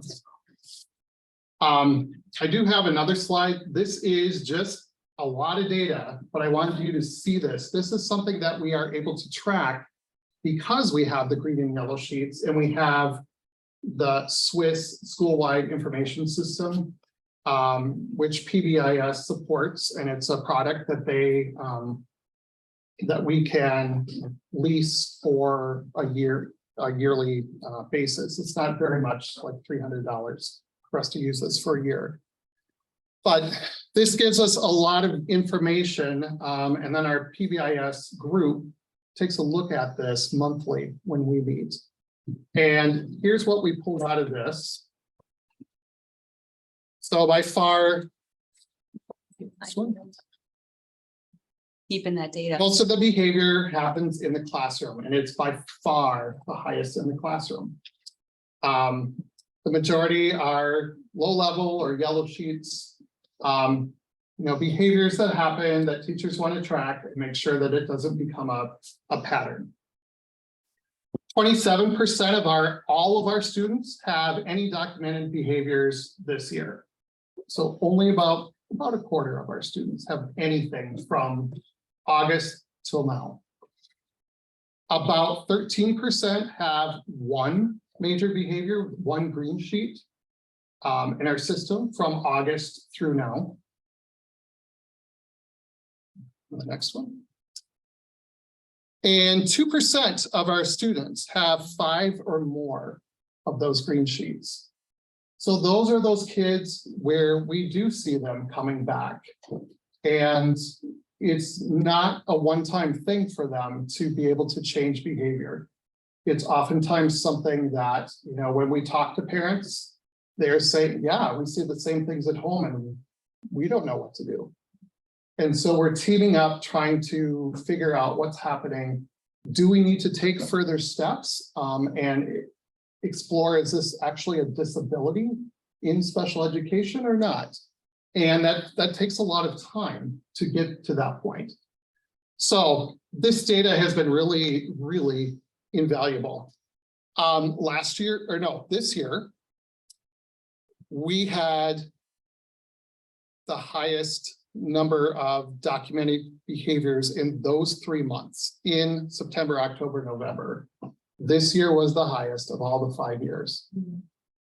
However, December, January, and February, right before the pandemic, were the highest 3 months of all of the 5 years. So before the pandemic, we had more documented student behaviors than we had this year. And so we go back to, okay, what are the factors? Are people writing fewer of them? Do we have less patience for our students? What causes this to happen? So there are so many different factors. We don't know exactly how to suss this out and say, you know, oh yeah, this year's not as bad as 2 years ago, 3 years ago. We just take that data and try to figure out what are patterns, what can we figure out from it and go from there. Can I, before we move on, can I ask a question? I'm just not understanding the difference between 6 and 7. It looks like we have 2 sets of 3 months with the highest documented behaviors. In September, October, November, those 3 months had the highest. And the next one, it's the 3 months in a row out of the entire 5 years. Sorry, I maybe didn't put that clearly. Is it those 3 months? So the highest September, October, November. Correct. That's the difference. The highest fall. Oh, all right, thank you. Of any other September, Yeah, October, all November. right, I got that. Yeah, thank you. Okay, and the next one. Okay, so we hear a lot about consequences. We try whenever possible to use logical consequences. That's also from special education, as logical consequences is logical. And we pull from the choices on our yellow and green sheets that you saw. It should be noted that our discipline policy aligns with our TCGIS values. And we did reference the discipline policy. If you haven't read that one, it's a great read. Our TCGIS values favor restorative processes over punitive consequences. It even references in that policy responsive classroom and PBIS and encouraging teaching and reteaching. And so we just thought we'd stop and pause to remind everybody that the difference between punitive and restorative is a really big difference. And imposed punitive consequences have the effect of shaming. Our policy actually says that we don't shame students and stigmatizing students who have caused them. Restorative processes offer an opportunity for students who have caused harm to understand the source of their behavior, take responsibility for their choices, and to learn and grow from the experience. And there's a school prison pipeline, something in there. 34, these are just, we pulled out some highlights from the discipline policy, which is informed by 16 Minnesota statutes, couple of federal laws. Visit a governance meeting, they're awesome. Please. To maintain a safe environment in which staff and students interact in conditions ideal for optimal learning. Disciplinary consequences are intended to accomplish several outcomes: to stop or change the desired behavior, provide a physically and emotionally safe environment, to respond to the individual as unique, valued, and capable. One of Michael's comments was fair isn't always equal. Provide opportunity for the student to grow as a responsible problem-solving member of not only the TCGIS community, but the greater community at large. And then positive behavior management is based on some simple foundations: safety first, which is why that's one of our values. Students should be at school and in class as much as possible. And so the consequence of removal is very much against public education. Making mistakes and experiencing logical consequences is an opportunity to learn. Finding solutions to problems teaches responsibility, builds authentic confidence. Primary purpose of discipline is to address and correct behaviors and not to punish children or to get even. And I have used many times with parents, hey, it's great it happened here, where we know your child. It's not happening in high school where they're in with thousands of other kids. We know them, it happened here. We can use this and use it as a teachable moment. We have this slide here just because it is so important to us to remind the entire community that Michael and I have not made the discipline policy, that the policy has existed prior. Emily didn't make it either. Director Albert's not making it prior to us getting here. And so our job as administrators is to take policy informed procedures. There you go. The next slide. So the big behaviors, we have used in-school suspensions this year. We have also used out-of-school suspensions, numbers 1 and 2. We have had consequences for bullying. We have asked parents to pick up their child during the day because of what happened. That their child is either no longer safe or something's happening where the child just cannot be at school. There had No been longer safe for others, I would for say. others, right, for themselves. Yeah. We do not have detention. We don't even have space or room, or we don't have anything set up for detention. And going back to the policy, that kind of thing, where many of us maybe experienced it, we're finding that doesn't really work. That doesn't teach the kids. We have taken away recess. K through 4, we make sure that we preserve recess the first time. Then they get optional or second recess. Sometimes we take that time and the kids use that to write a note. I'm sorry for what I did. Or they use it to talk to the teacher or come talk to me for part of that time. And then they go out to recess for the rest of the time. We also have kept middle school students in from recess so that they can also do some of, especially that break it, fix it, where they wrote all over a table. So, hey, you're going to stay inside and we're going to work on cleaning up the table. So that break it, fix it kind of thing works really well for those times.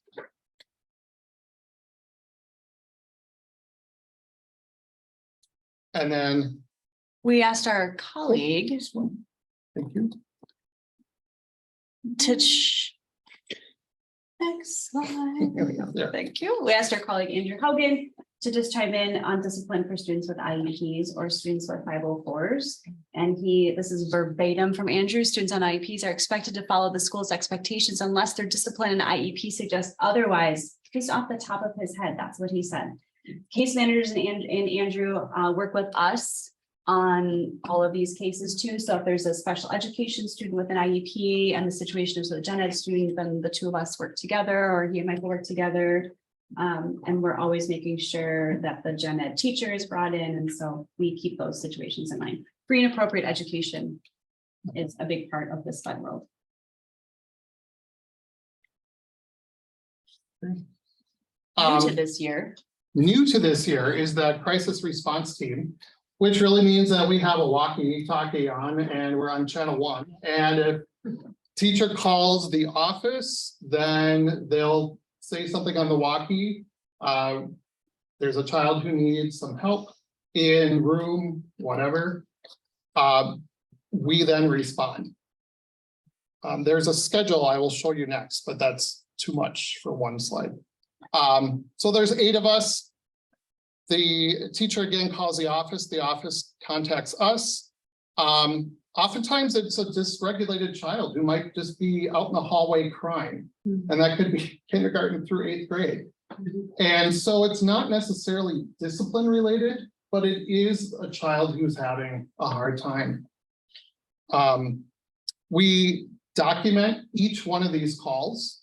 And in the past several months, January through April, there have been anywhere from 50 to 99 of these responses per month.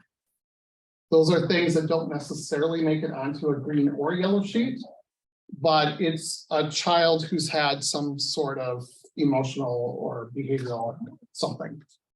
If it's not on a green or yellow sheet, it's perfectly understandable. Where is that document? On a spreadsheet. Yep. Yep. And there's 8 of you. There are 8 of us. With walkies that respond. Yes. And so here's a very easy to read schedule, broken down by dates or Monday through Friday and then times of day. Special education staff typically respond to students who have an IEP. Is that differentiated or anything on the call to the office? Yeah. Yeah. Yeah, I will Most of the say time. that bringing Andrew in was a total life changer for Michael and I. Yeah. Because those calls, which are less frequent, were taking up a lot of our time. And so having Andrew on those is the Makes a greatest. huge difference. Was it all last year that Andrew was here? He was not here until April and he wasn't doing any calls at all. It's just Michael and I. Okay. Go to the next one. So again, just recapping about teaching the whole child again, that's in our mission, that's really important. And that preventative side of things is what we're really trying to put into place. Our responses, though, need to maintain that child's dignity and needs to hopefully have some sort of teaching moment so that they learn from it. This is one that Deanna Irwin has brought to us many times, and it is just phenomenal, I think, because it explains so much. We see what's on the left, but what's actually going on inside is much deeper. And sometimes that child can't even put words to it. So, yeah. Okay. I don't remember why we put this in. Again, we really like this pyramid. We just want to remind everybody that what we're talking about, the stories that make the headlines are the very tip, are the very top. And it's really not a large portion of our day, and it's a small portion of our students. Michael and I have never been administrators before COVID, so this is our normal. We struggled with what to call this presentation. We were tasked with doing a discipline presentation, and that just didn't feel right. When these kiddos are dysregulated and they're 6, it's not a discipline situation. I was just wondering, I just noticed that there's a second box around the yellow part, and maybe that was where the conversation was going for you of talking more tier 2 compared to the last time it was in there. That is right, because that's where we're going. Thank you. Maybe you're telling us that our next presentation, we should ask ADSIS. I'm definitely telling you that. So as I had mentioned, our mental health team and crisis response teams are mostly the same people. But they provide that tier 2 service to a smaller group of kids, that next part up on the pyramid. They do that through ADSIS. So Deanna Irwin, Natalie Kaplan, and Margaret Dolinsky are the 3 people who are doing those things. We have a check-in, check-out system, which from what I'm understanding is kind of a pretty cool thing that a school our size has this, where kids are checking in with their teachers and the teachers fill it out on a spreadsheet. All of this data then is visible to the parents. And the person who's managing this checks in with that student at the end of the day. Hey, how did things go? Where did things fall apart? How can we fix that for tomorrow? And so that child's got, that's not something we do with every kid who they don't need it. But this tier 2, they need that to stay on course. That is done by our school psych intern, Elizabeth Kinsey Holly, and we're really Yes. lucky to have her. We have an attractive school, and so we are able to attract great talent, and she is great talent. Okay, next one. Some future plans. We formed an SEL task force this year. We just had our first meeting. It was heavily attended by the mental health team. And we decided then, Kirsten and I decided that it's something that we are going to embed in our school day next year, or in our PD days. And so that SEL task force can include 1 member from each grade level so that we get more representation. And that task force is going to be tasked with measuring our current curriculum against the CASEL standards, which I understand was not done the first time that curriculum was chosen. It was not chosen by Michael or I. And that task will then go to determining the best SEL curriculum to fit TCGIS. This connects to our curriculum advisory committee. Stay tuned, more coming on that. Join that curriculum advisory committee. We need your help. These are the CASEL standards later for your perusal. I'm going to save time and skip through those for right now. So we had some questions about what can parents do? And I know that was really really on parents' minds about what can I do to help support you? And I think some of it is so basic that we kind of forget about it.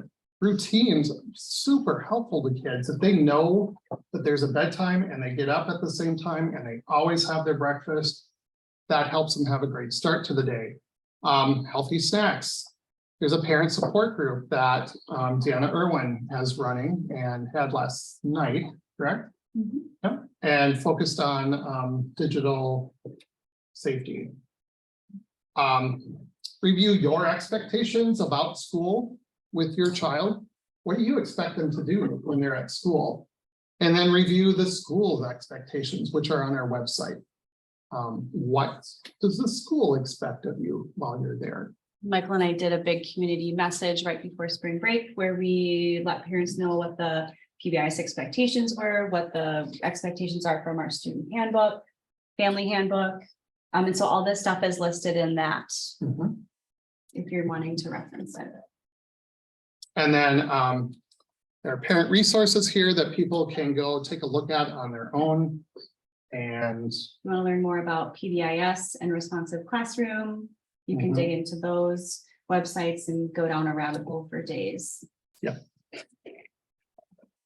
Okay. Das Ende. We'll take questions. Sounds like you just want to direct it to your email. I know, I saw that. That's really funny. Thank you. That was a great presentation. Any questions? So many are not at the same time. Our idea was to be as thorough as possible without. I'm actually very, very impressed. There's at least 3 points during the presentation where I had a question and I started making a mental note of it and you within 3 minutes answered it. So good job with that. Could you clarify the procedure around who gets to know what consequences a kid has? Yeah, so if the consequence, if the action happened with a student in a classroom, Michael and I connect with that teacher at some point. There is the possibility of just filling out the green sheet and then like putting that into their mailbox. So sometimes I do that. Otherwise, it's just the way principal school phrases it is, it's just best to say those things verbally and to not do a lot of written down stuff. So, because you never know what the email can get forwarded and things like that. So we go and we stop by and we tell, which is maybe why sometimes consequences don't get told because we're already on to the next 5 problems.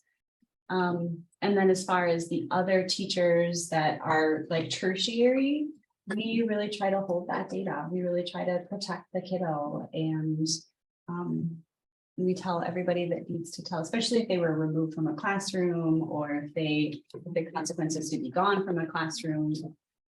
Just pulled a kid out yesterday, connected with the teacher and got him some work. And that's how, would you say that, what's his name for you? Yeah. We try to let teachers know, we know they're also very busy, so. Sometimes we say, what is the consequence that you recommend?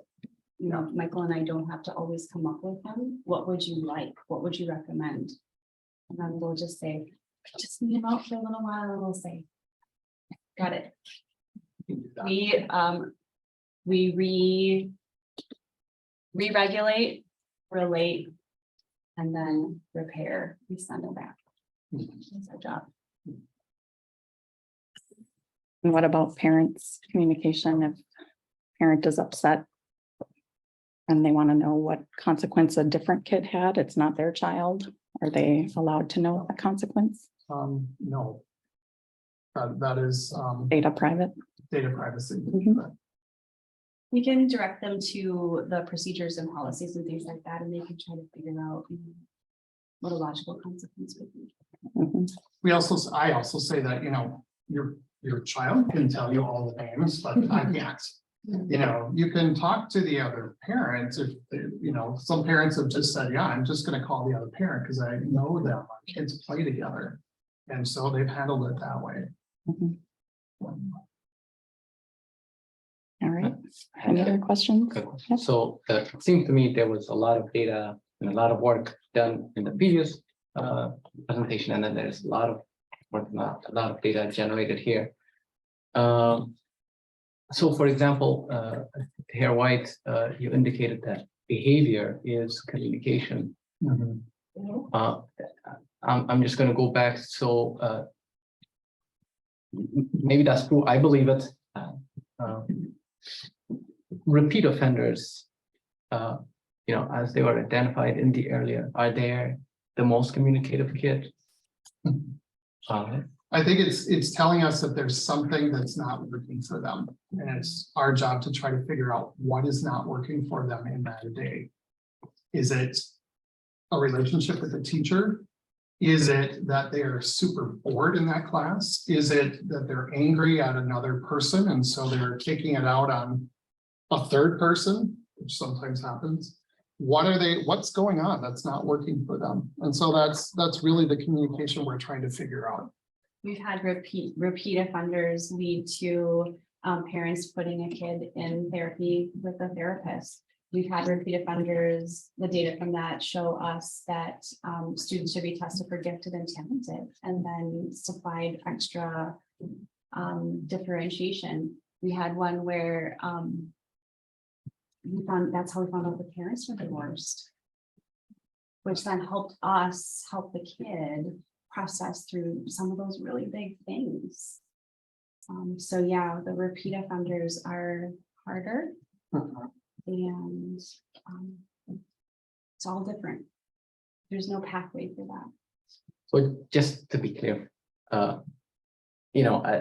would say, so I don't want to bring the repeat offender back again. I think it's We would say are more challenging. But what I was going to say is, so there are, it seems, two pillars where, there's this approach of trying to identify what the root cause is. And then there's this approach of what consequence is going to work, coming from teachers. Is,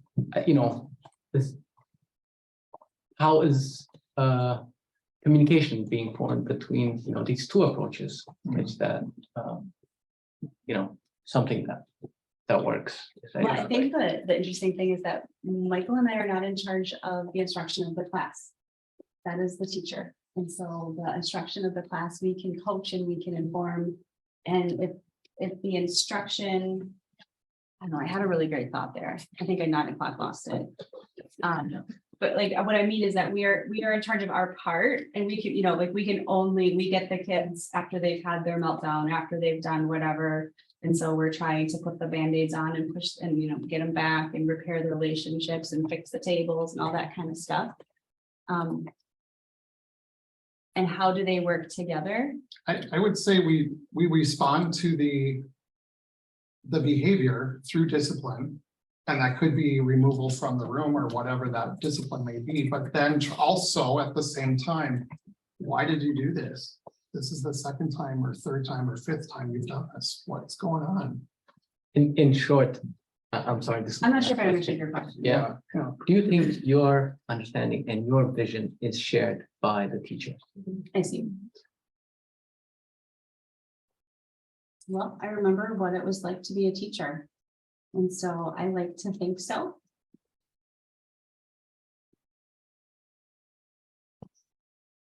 Maybe there's a way to find an answer to that.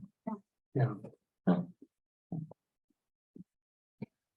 Well, in general, I would like to find out, how would you interpret the survey, the results of the survey we heard in light of your presentation? And thank you for your presentation. How would you interpret the result of the survey yourselves? Yeah, yeah, could you go back to slide 6? 6, I'll remind you, is the child in the middle and then the school, community, and family. And we are really aware that we are really just in that one circle. And there's a whole lot going on outside that we are just the boo-hoo kissers, the band-aids, the ice packs for at school, and we're bandaging up kids and then we're sending them back home. And so I respond to that survey.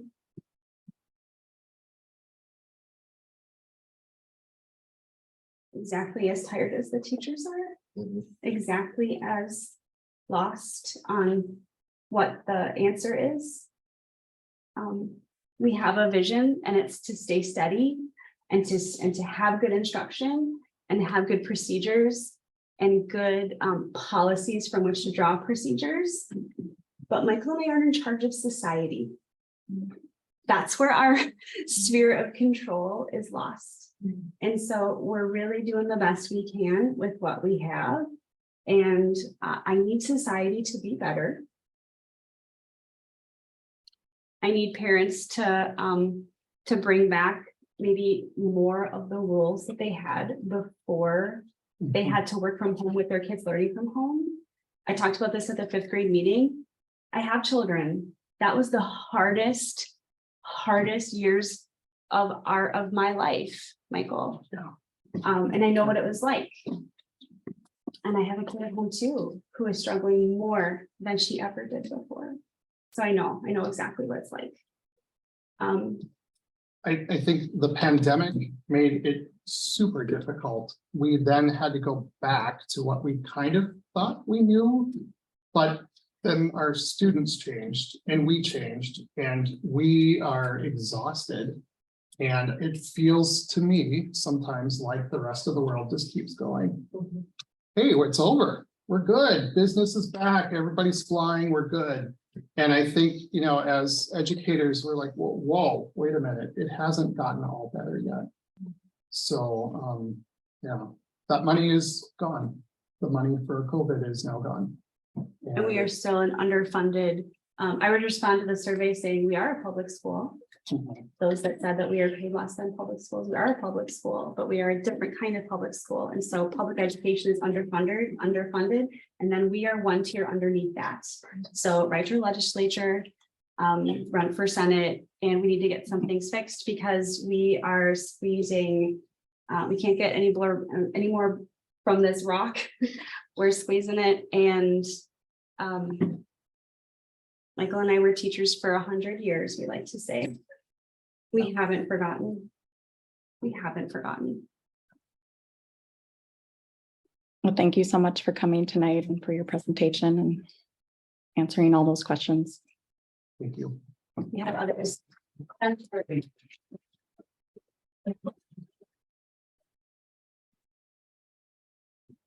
All right. Here, I'm so sorry. Habish.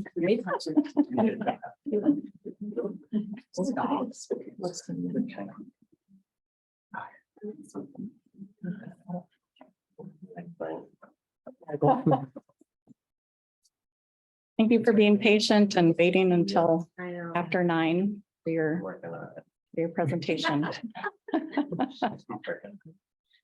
So you can see me when I'm, okay. So, good evening, good night. I am Christopher Tabish, Athletic Director, and I'd like to present a little bit about the athletics budget. You'll see first of all, these are the registrations from last year and this year. Registrations are more or less similar. There's a couple of numbers that have gone up and down depending on the sport, but this year we have 144 students in at least one sport throughout the year. That's 58% of the middle school population. And we'll just keep on moving. You got questions, we can go back to those later. I was gonna do a clarification of IT versus OT for those that don't know. Oh, IT is indoor track, OT is outdoor. Anywho, moving on. The sports budget from last year, we ended up with a surplus of just over $600. That was at the end of the summer. And that was with registrations of $150. This year, we have registration of $200. And as of April, we had a little over $23,000 in surplus. However, I will say that I anticipate probably something around $17,000 or $18,000 by the end of the summer. And if any of you are math people, which I'm not, $50 per registration comes out to be about $14,000 plus we did get a few extra donations from parents as well.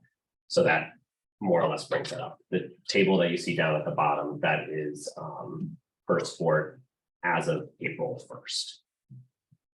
So goals reached for this year and the past 2 years. I put together a 16-page athletics handbook that is available on the TCGIS athletics website. I worked on updating the different sports websites as well, which is similar to what Central High School has for their different sports. Unifying and making more uniform the different sports as best I can, because each sport does have different needs. And lastly, bringing Nordic skiing into the fold of being a competitive sport. So now we have 7 competitive sports, and that's thanks to a lot of work from Kirsten Partenheimer. And lastly, future goals, which is something I'd like to use with some of that surplus money, is get bleachers for the basketball and volleyball team. Obviously not this year, but maybe a couple of years down the line, which based on the information when we were putting on the addition was somewhere between $40,000 and $50,000. And I'd also like to increase coaches' pay, particularly for returning coaches and for head coaches who do a lot with communication with parents and students. This is similar to what Yinghua does, the Chinese immersion school. I'm in close contact with their athletic director, and this is, again, similar procedure. I'm going to continue to work on athletics merchandise, and I would also like to add from some of that money that we've had trainings for CPR, concussion, and first aid for at least our head coaches, if not all of our coaches. Now, your questions.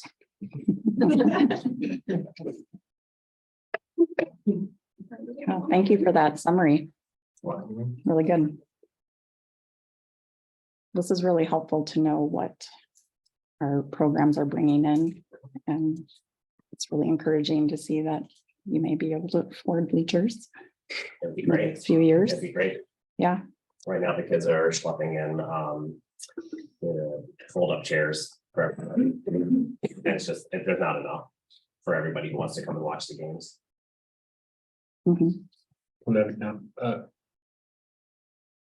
to come to a finance meeting? Talk about that stuff. I was saying the same thing. I was People think finances, like I can handle this budget. I can't handle this budget. No, it's not, I don't want you to come and like join the finance committee, but just come in this capacity and have a conversation about how we do that and kind of have, you know, Bluebird and the other number gurus, like kind of talk that through and, you know, where to set things to maybe plan some of that and get that communication out. I think that'd be awesome. Yeah, maybe things can be done in tranches and stuff. Yeah, we'll talk about it. Probably not in the next 2 months, though. This is, We got enough going on. yeah, and based on the amount that like $18,000 at the end of this summer was what I'm anticipating. I mean, it would be another couple of years anyway. At least if I'm just relying on that pot of money. So it would take a while, but it's a goal to reach for. Yeah, that's awesome. Yeah, it'd be great to have you and talk about possibilities there. Let's do it.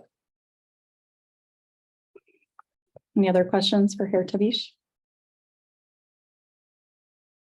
All right, thank you so much. Good night.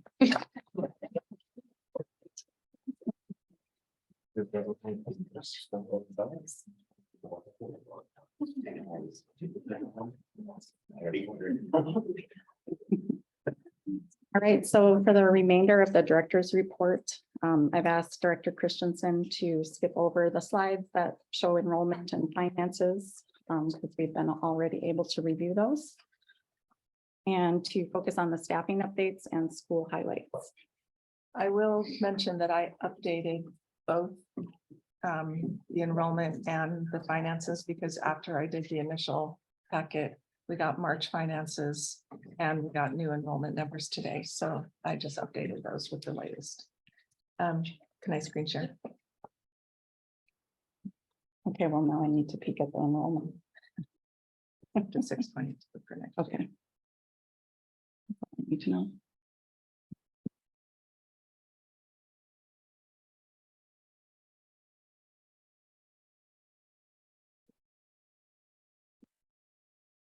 Okay, I'll just start with the staffing updates. Since last time, we have hired a new HR manager, Kimberly Reed, who comes to us with 8 years experience at Beacon Charter School. We're extremely happy with her.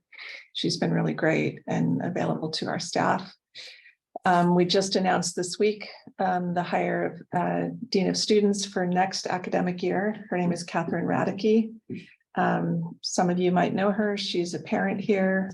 She also did an internship here with Elizabeth, with Principal St. Finnick. She's an experienced teacher. She's also taught in Austria. She has a minor in German. She's finishing her principal licensure. So she'll be really great, and we look forward to having her. We've hired 4 teachers. 1 teacher is coming back after a leave, and we are still in the interview process for 2 elementary school positions. School highlights, my favorite part. Not your grandmother's book reports. So the kids have the opportunity to do, I can let Director Albers maybe speak to this, but they can do a lot of different things. You'll see a poster, a t-shirt, a diorama. I went and observed, and somebody did a CD cover. So they just have a lot of different ways to indicate that they read the book, understood the book. And then my favorite part was the Q&A. So cute. The kids asking each other about why they liked the book, what they learned from the book, what motivated them about the book.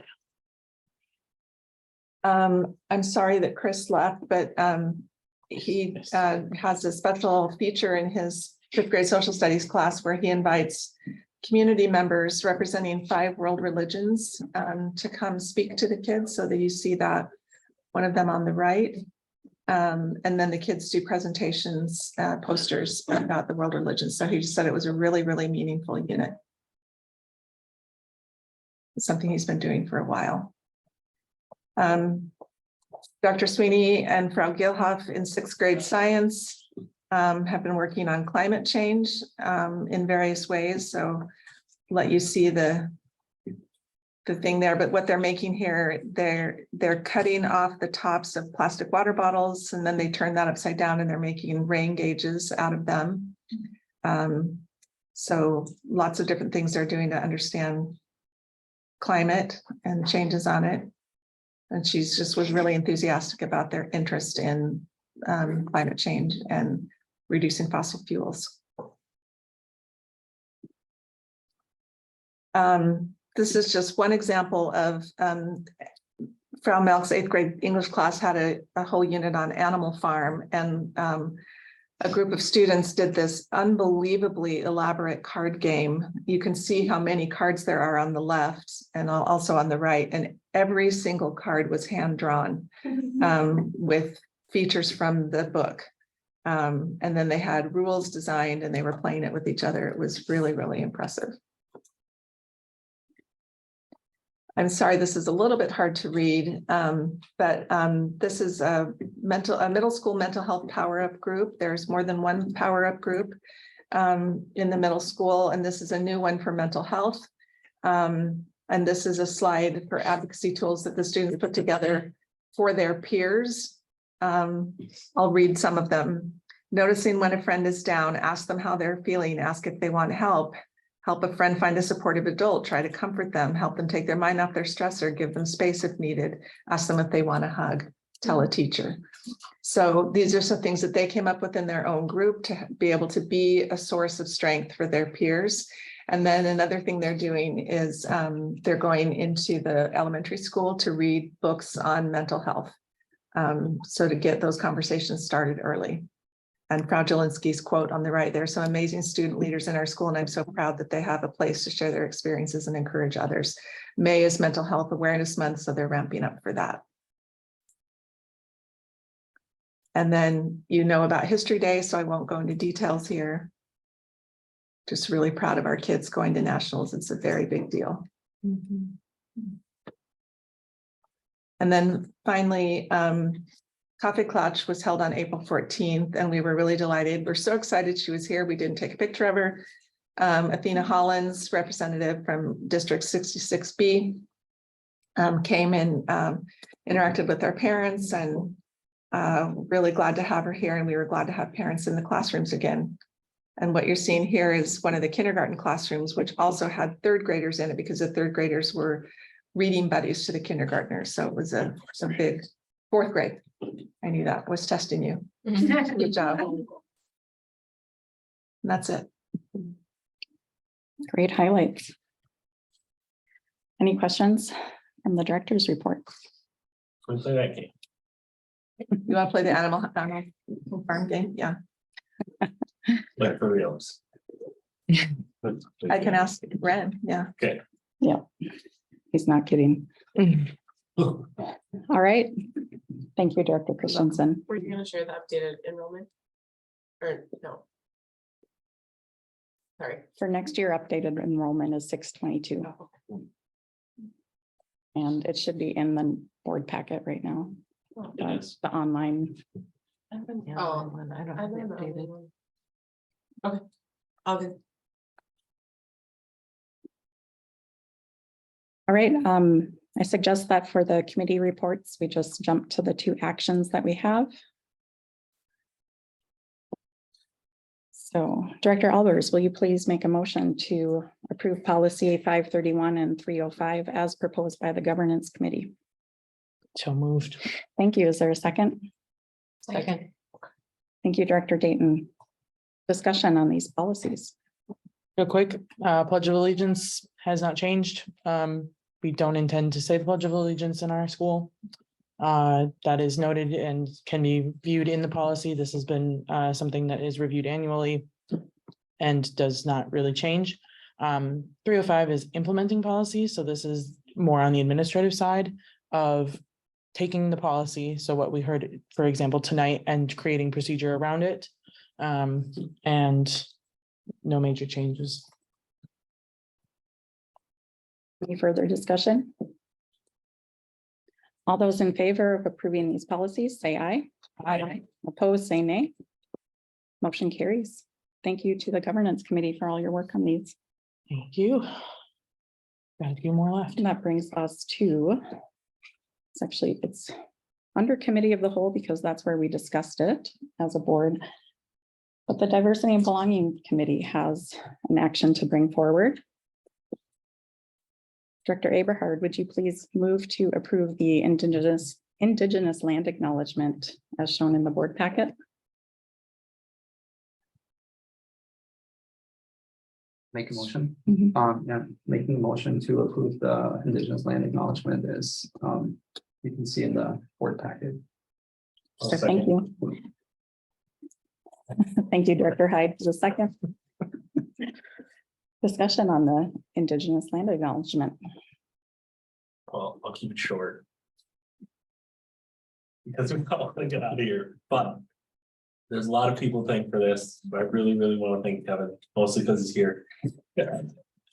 But I know how much work went. I know, it's one of those things I thought about it so many times and now I get to say it and I lost it all. But I know how much work went in this years. Just know that it's not unnoticed, and thanks a lot for getting that together. I think it's really important for the school, and thanks to everybody else that spent a lot of time and thought going into it as well. Yeah, I want to thank everybody too who was involved and also everybody who shared their ideas at the committee of the whole. I think it made it stronger and better. Yeah, thanks for your honesty. All right, thank you. Any further discussion? All right, we have a written resolution that will approve. It's resolution to approve the TCGIS Indigenous Land Acknowledgement. All those in favor of approving the resolution, say aye. Aye. Opposed, say nay. Motion carries. Thank you very much. I feel like cheering. Yeah, let's clap for that one.